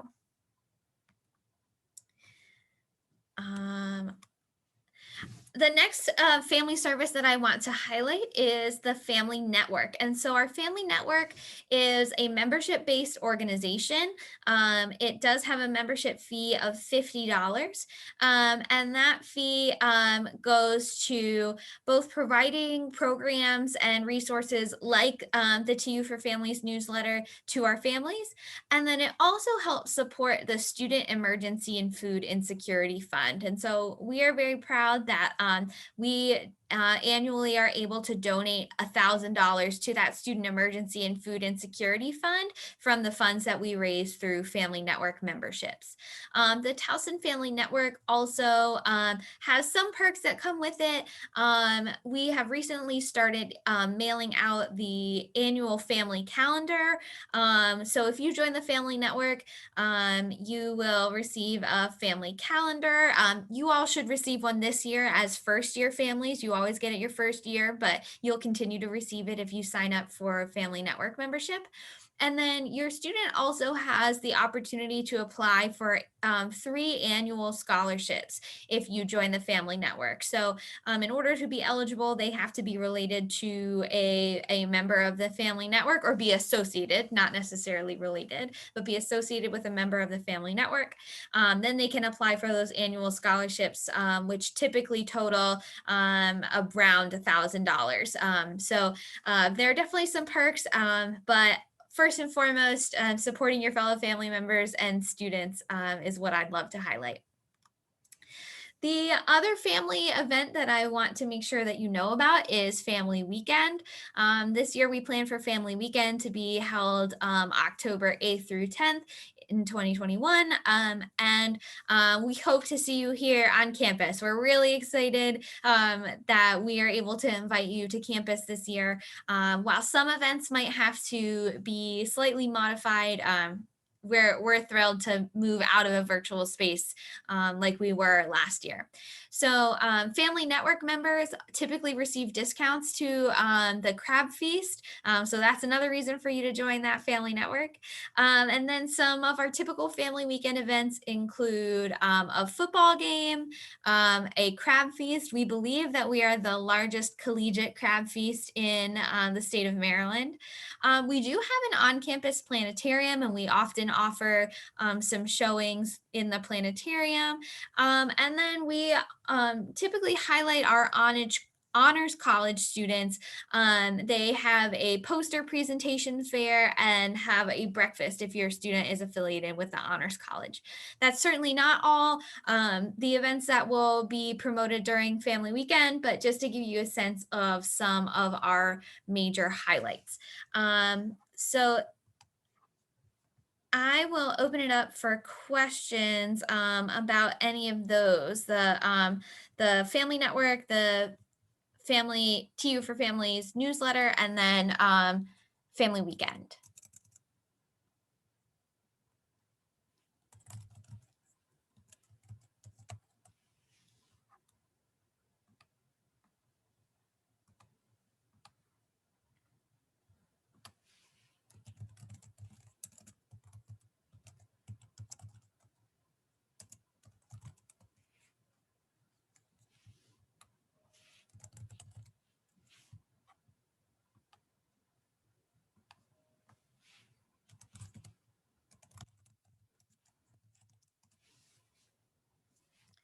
All right, so in the chat, I posted the link to the TU for Families newsletter. That's towson.campusesp.com. That's the link that will take you to the sign up for that newsletter. It is indeed free.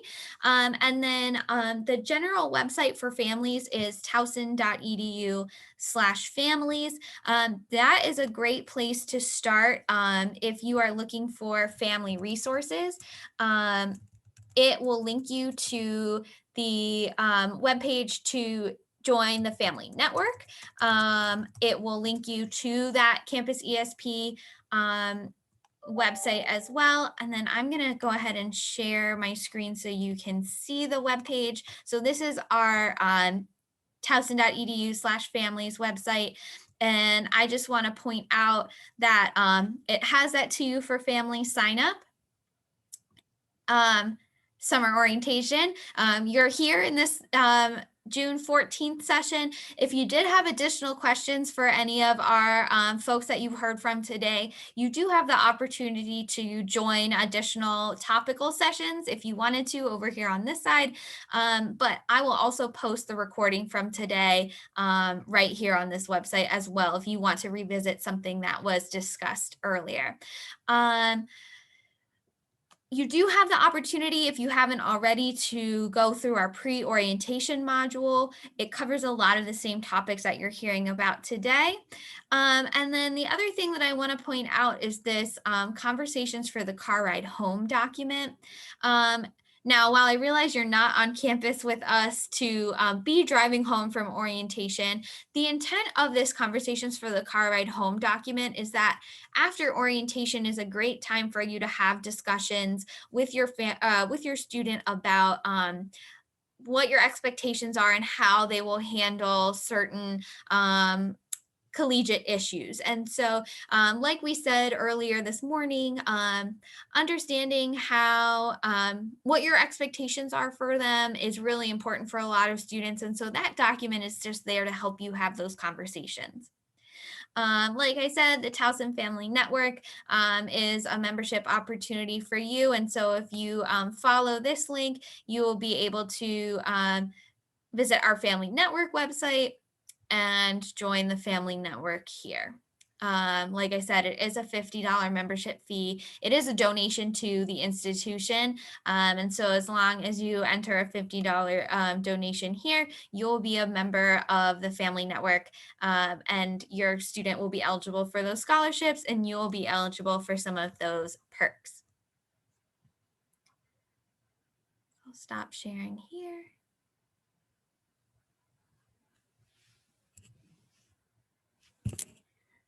Any other questions or things you need? I'm keeping my eye out for our next presenter.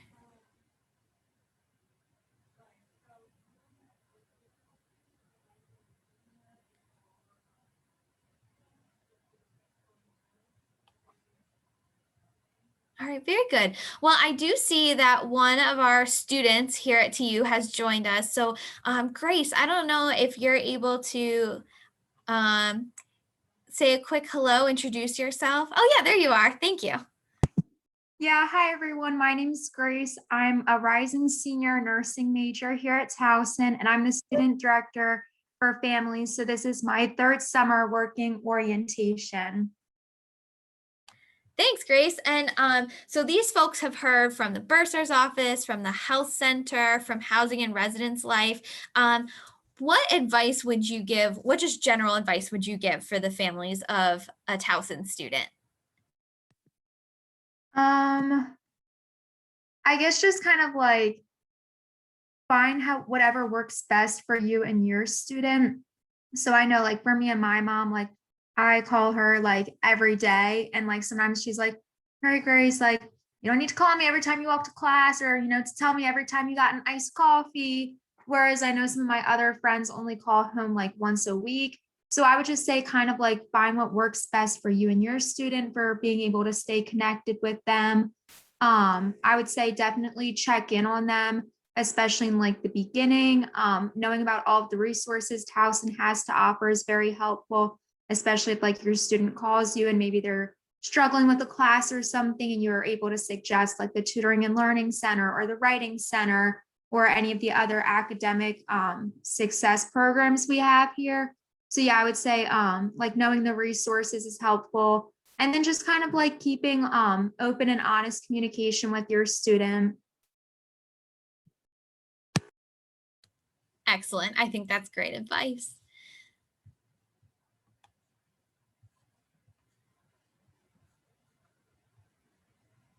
I'm answering some questions in the chat here, but I think this one might be helpful for a lot of folks. And so your student, when they come to orientation, will indeed register for classes at that time. But also, your student does have tasks other than registering for registering for classes, and those can be found on your student's to-do list. And so the to-do list is communicated via email, but it can also be found on the Towson website. And so if you visit towson.edu/orientation, and then you click on transfer students, and scroll down a little bit, there is a to-do list posted there for your student. And so that could be a helpful resource for you if you are just helping them make sure they're making progress towards completing all of their tasks. If you go through that towson.edu/orientation website and then to transfers, scroll down a little bit, that transferring student to-do list could be helpful for you to make sure that your student is hitting all of those deadlines.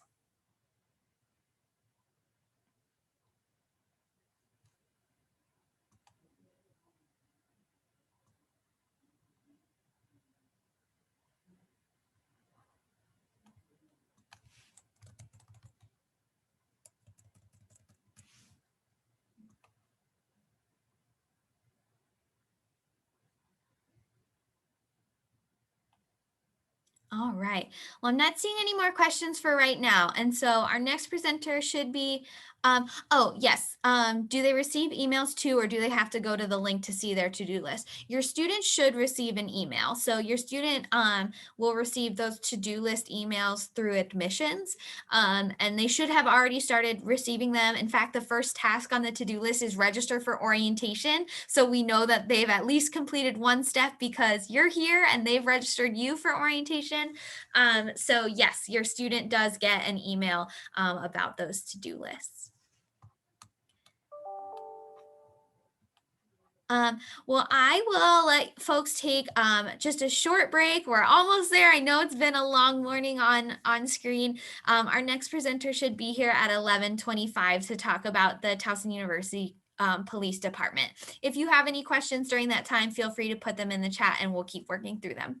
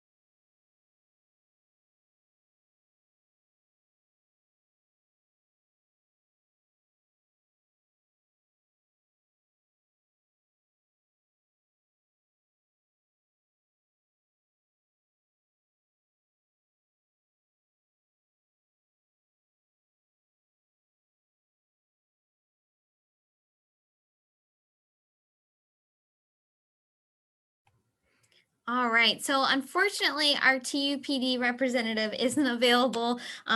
They are actually police officers, and so sometimes this happens where they are called away to emergencies. If Erica or Sean are able to join us, I will certainly turn the presentation over to them. But I am going to walk us through some of the resources that are available through TUPD for your student. So that you can be assured that we are doing as much as we can to help keep your students safe. And so the first thing that our TUPD wants you to know is that your students should be prepared, not scared. We are very intentional about taking precautions for many contingencies, and that is not to say that any of these things will happen to your student. And so it is better for them to be prepared than for them to not be prepared and that make the difference in an emergency situation. So the first thing that you should know is that our TUPD has a community outreach unit. This is actually an outdated reference. So our current community outreach unit is Corporal Erica Hamilton and Corporal Sean Gilligan. And so they are available on campus to talk to your students. They do a lot of community outreach, walking around, meeting with students, being a friendly face so that your student can connect with them. The most important information on this slide, the absolute number one thing that if you take away anything from this whole day that I would want you to know is that our campus emergency line is 410-704-4444. Make sure your student has that saved in their phone. That's the emergency phone number that they are going to want to use in any emergency that happens on campus. Like I mentioned, our Towson University Police Department is a full police department. And so when they are on campus, calling that will help them navigate instead of calling 911. So if they call 911, which of course, if they can't remember the phone number, absolutely call 911, but that call will be rerouted. So calling 410-704-4444 is the best way to get a quick response on campus in case of an emergency. So some facts for you. We have over 40 sworn police officers on campus. They are, like I said, fully fledged police officers. They are here 24 hours a day, 7 days a week. There are always at least 2 officers on duty at any given time. Typically, you'll see much more than that.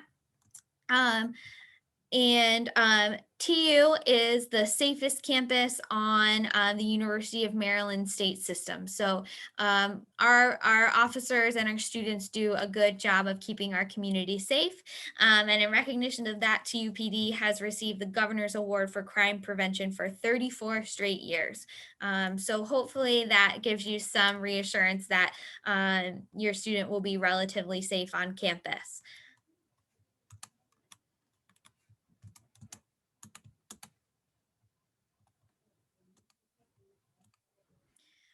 Some resources that your students should be knowledgeable of. We do have emergency blue light phones. If you walk across campus, you will see tall blue poles, and those are located throughout campus. There are also emergency phones located in parking garages. And so if your student senses an emergency, is in an emergency situation, beyond calling from their cell phone, if they find a blue light pole, they can hit the button. And that button will both activate a phone and a camera at that location so that TUPD can see what's going on. They can also, if they are trying to avoid an emergency situation or exit an emergency situation, can continue to press blue light phones as they leave. And so as they continue to press the phones, TUPD will be able to track them in that way. From any blue light phone, they should be able to see another blue light phone. That's how dense those those poles are on our campus. And pushing that emergency button will automatically dial TUPD and dispatch someone to the location. Towson is also dense with video surveillance. So there are over 100 or over 1,000 video cameras on our campus, and they are used by TUPD to prevent, detect, and solve crime. So if your student reports something, they might be able to use video surveillance to help them navigate the situation. The other surveillance that we have on camera is our license plate readers. TU is an open campus, which means anyone can come onto our campus. We are not gated. Anyone can visit. It is open to the community. That being said, we have license plate readers at the entrances to our campus so that TUPD has a sense of any vehicles that are entering that might have warrants associated with them and might need to have a conversation with our TUPD. So should someone drive onto our campus who should not be there, TUPD is able to navigate that with their license plate readers.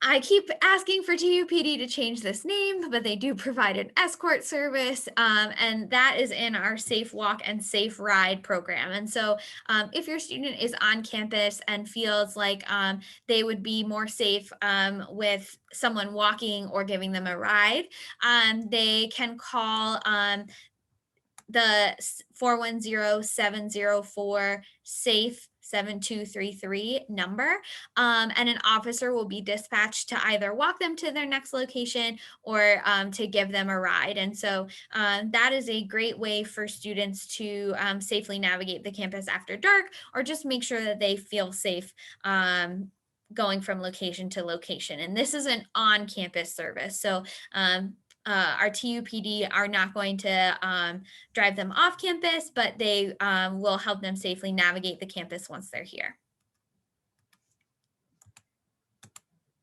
Another service that TUPD provides is an online personal property registration. It is free, and it allows students to register any of their valuable electronics or non-electronics with TUPD. That means that if for some terrible reason their property was stolen, it is more likely that they could get it recovered faster if the TUPD has information about those electronics or valuables in their system. The way that that works is that your student can either register a serial number or another identification number with the TUPD. And so TUPD also allows students to come in and use an engraver. So you can engrave an identifying number on equipment or valuables that don't have maybe a serial number or an identification already attached to it. What the TUPD recommends is that your student uses their driver's license number, Soundex number to engrave anything that they want to make sure is registered with TUPD. TUPD also sends out emergency texts, and those include things like critical safety information. It includes weather emergencies, university closings, and it's available to students, faculty, and staff for free. And so what you're going to want to have your student do is sign into their PeopleSoft account to make sure that they have their cell phone registered, and then they're able to register an additional cell phone number. So if you want to be getting those emergency texts, work with your student to have them log into their PeopleSoft so that you can register for those text messages. But make sure that your student's cell phone number is the primary one registered. We would hate for two of their parents to be getting these alerts and them not getting the alerts. So make sure that their phone is registered to receive those emergency text messages.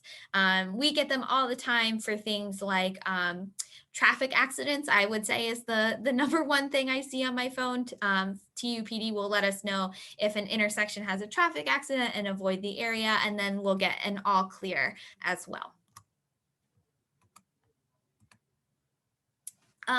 Another program that TUPD offers is RAD, which is a self-defense course.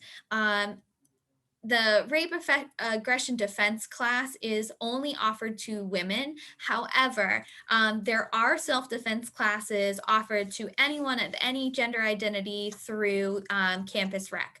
I will say that RAD and the Campus Rec classes have been on pause due to COVID. So if your student is interested in self-defense courses, they should be checking our Towson University events calendar, as well as social media or the specific department's information to see when those are back up and running. And then another app that we want to make sure that you encourage your student to download is Safer Mobility. The Safer Mobility app has several functions that can be helpful to your student.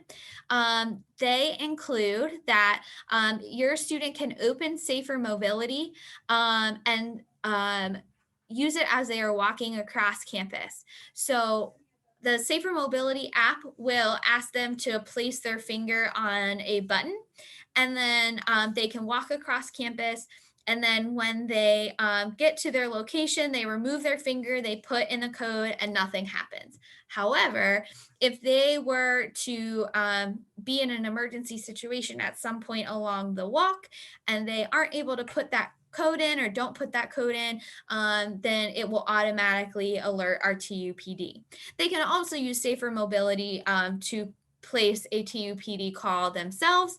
And the benefits of our Safer Mobility app to place that call is that it will use the student's cell phone to take video of the incident and show that to our TUPD. It also provides TUPD a GPS location so that they can quickly respond to your student. It will also allow them to text with the TUPD if they are not able to speak out loud in their emergency situation. And so Safer Mobility can be found in the App Store, both for the Apple App Store and the Google Play Store. So please encourage your student to download Safer Mobility. That truly is a great resource for them. And then, like I mentioned, the Community Outreach Unit is made up of Corporate Erica Hamilton and Corporate Sean Gilligan. And so if you have questions, they are able to be contacted directly. But I will also ask if there are any questions that I can try to answer.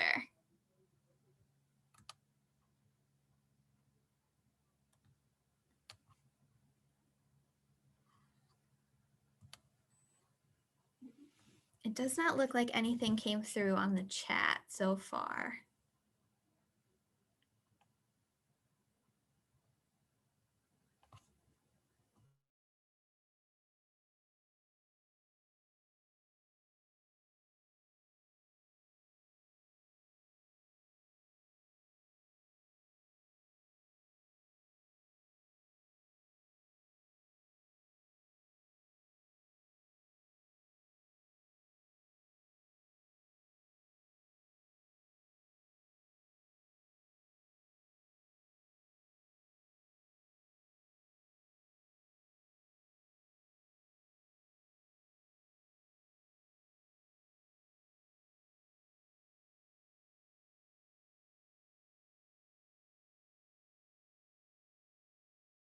All right. Well, if you think of anything, feel free to put it in the chat.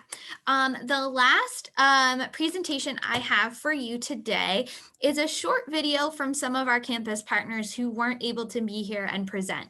And so I'm going to go ahead and share my screen to play you a video that should cover our Office of Student Conduct, our Accessibility and Disability Services Office, as well as a welcome from some great campus partners. Oh, and our counseling center. So give me 1 second and I will play this video for all of us so that you can get some additional information that we weren't able to get earlier today.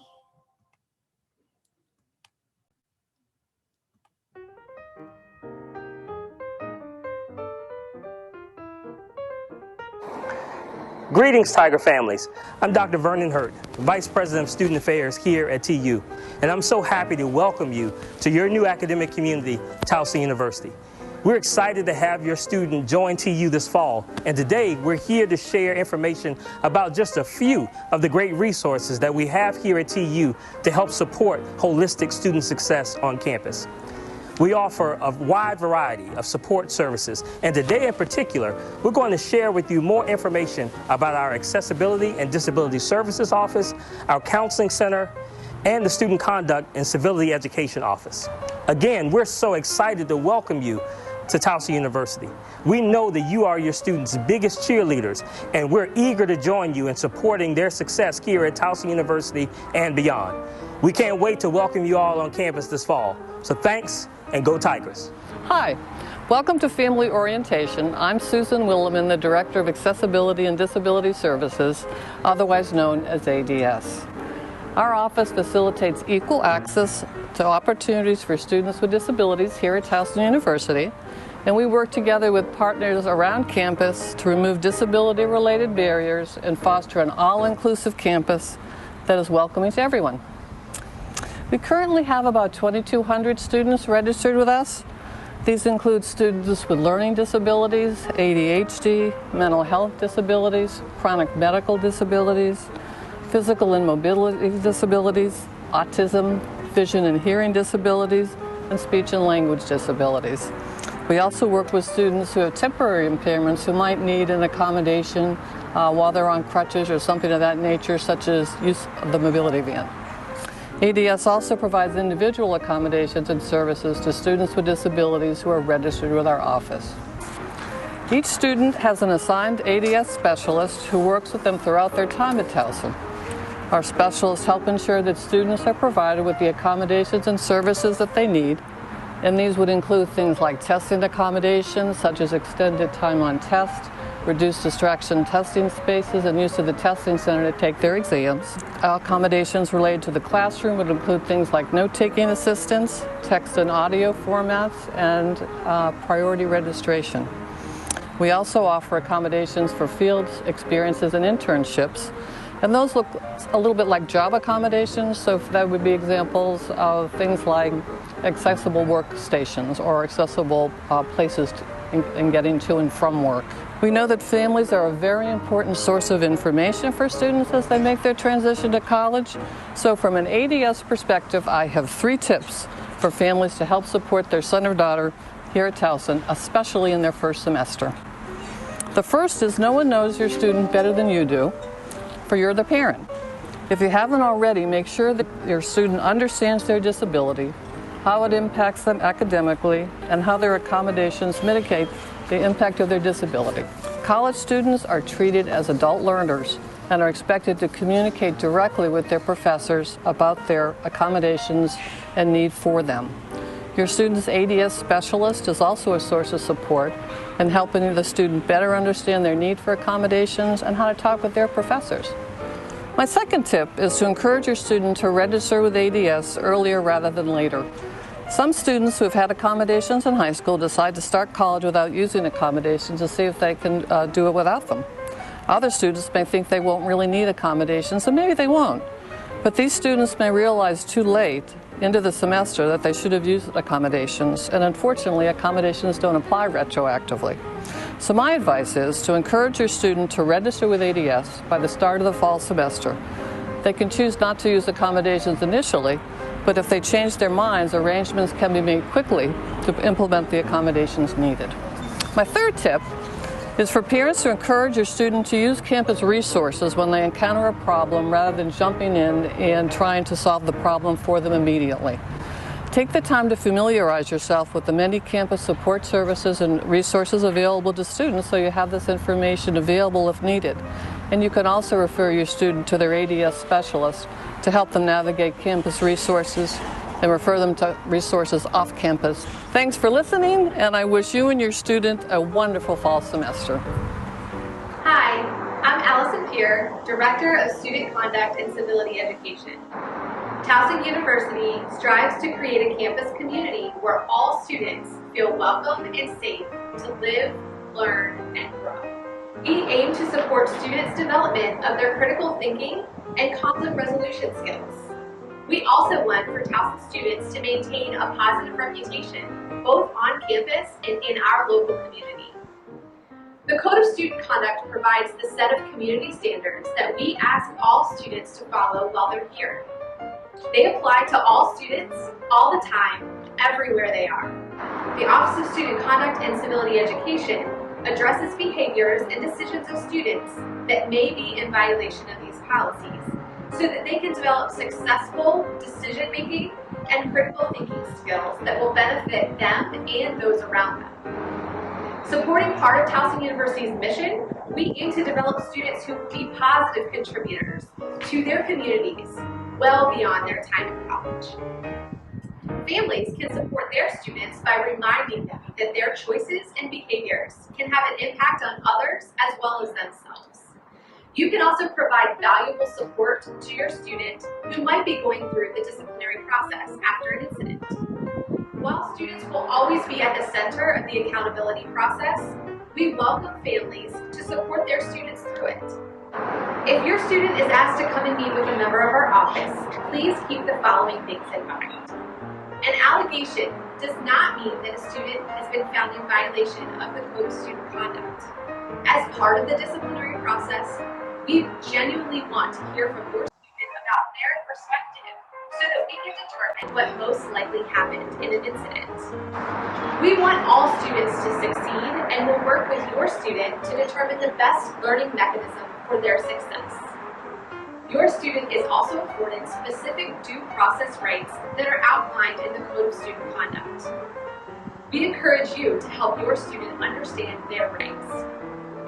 Our office also offers an alternative resolution process, which utilizes restorative practices to help students resolve interpersonal conflicts while keeping the primary parties at the center of the resolution. You can learn more about our alternative resolution process by going to our website, www.towson.edu/studentconduct. We're excited to welcome you and your student to the Towson University community. Thank you for encouraging them to take accountability for their actions and uphold their responsibility as a member of our community. Hi, I'm Dr. Molly Herman. I'm a psychologist and the interim director and the training director of the Towson University Counseling Center. We're located right here at Ward and West, the Health and Counseling building. It's right behind me. We're in the northeast part of campus on the second floor of this building. The Counseling Center is the mental health provider on campus. Our mission is to support students in their mental health and wellness needs, helping them to meet their academic goals and get the most out of their college experience. When students come to see us, they meet with a counselor to talk about what brings them in and what kind of help they seek. The counselor and student then collaboratively figure out which assortment of our many service offerings will be most helpful to them. Starting in fall of 2020, we implemented what we call a flexible care model, which allows students to choose from an expanded array of services. In addition to our traditional services of individual and group therapy, students can attend drop-in groups on different topics every week, can access education and mental health 24 hours a day, and can use a vast expanded network of self-help online resources, just to name a few. Individual counseling sessions could not be easier to access. Appointments are available on the same day that a student comes. Students leave that appointment with a customized and culturally responsive plan to pursue their mental health and wellness goals, and can call back to set up another same-day appointment anytime they want. We're continuing our focus on meeting the needs of all students, including resources specifically designed to provide support to students from all racial and ethnic groups, members of the LGBTQI+ community, international students, military and veteran students, and students with disabilities. We consider these and other cultural issues when working collaboratively with students to identify the best wellness plan for them. We also started a new service in 2020 that allows us to provide round-the-clock crisis assistance and consultation through our regular phone number 24 hours a day, 7 days a week, even on holidays. Any time of day or night, students can be connected with a counselor right away. We also offer comprehensive referral assistance for those students whose needs might be better met through working with a community provider. We can assist students in finding providers who meet their criteria and help them navigate their insurance. The Counseling Center has substance treatment clinicians who help students to assess whether or not the use of alcohol or other drugs is becoming a problem. Students can get support in establishing and maintaining their recovery. We host a collegiate recovery program called Tigers in Recovery, providing a ready social group and activities that are free of drugs and alcohol for students in recovery. We also have a meditation room, various ways of teaching meditation to help reduce stress and improve mental focus. And many students enjoy coming in to use one of our 2 massage chairs just to relax for a moment. In addition to all this, the Counseling Center provides quite a lot of outreach and psychoeducational programming to the campus, including workshops on various life skills, self-assessment, and resilience. We have a booming peer educator program composed of undergraduate students who get specialized training in a mental health topic and pass that knowledge on to other students. When your student goes to college, it's time to step back, keep listening, but encourage your student to use campus resources like the Counseling Center to become more independent and successful. So please encourage your students to check us out at our website at www.towson.edu/counseling.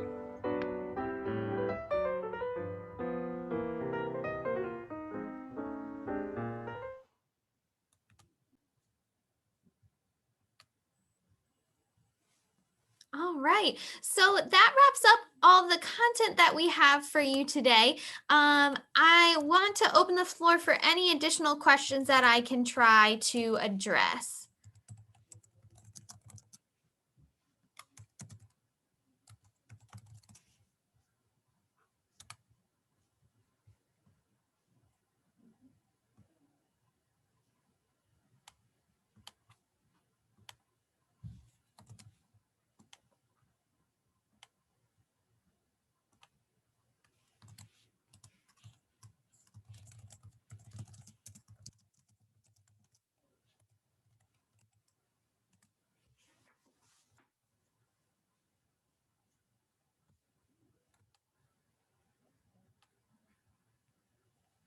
All right. Well, I'm not seeing any questions, but I am posting my email in the chat again.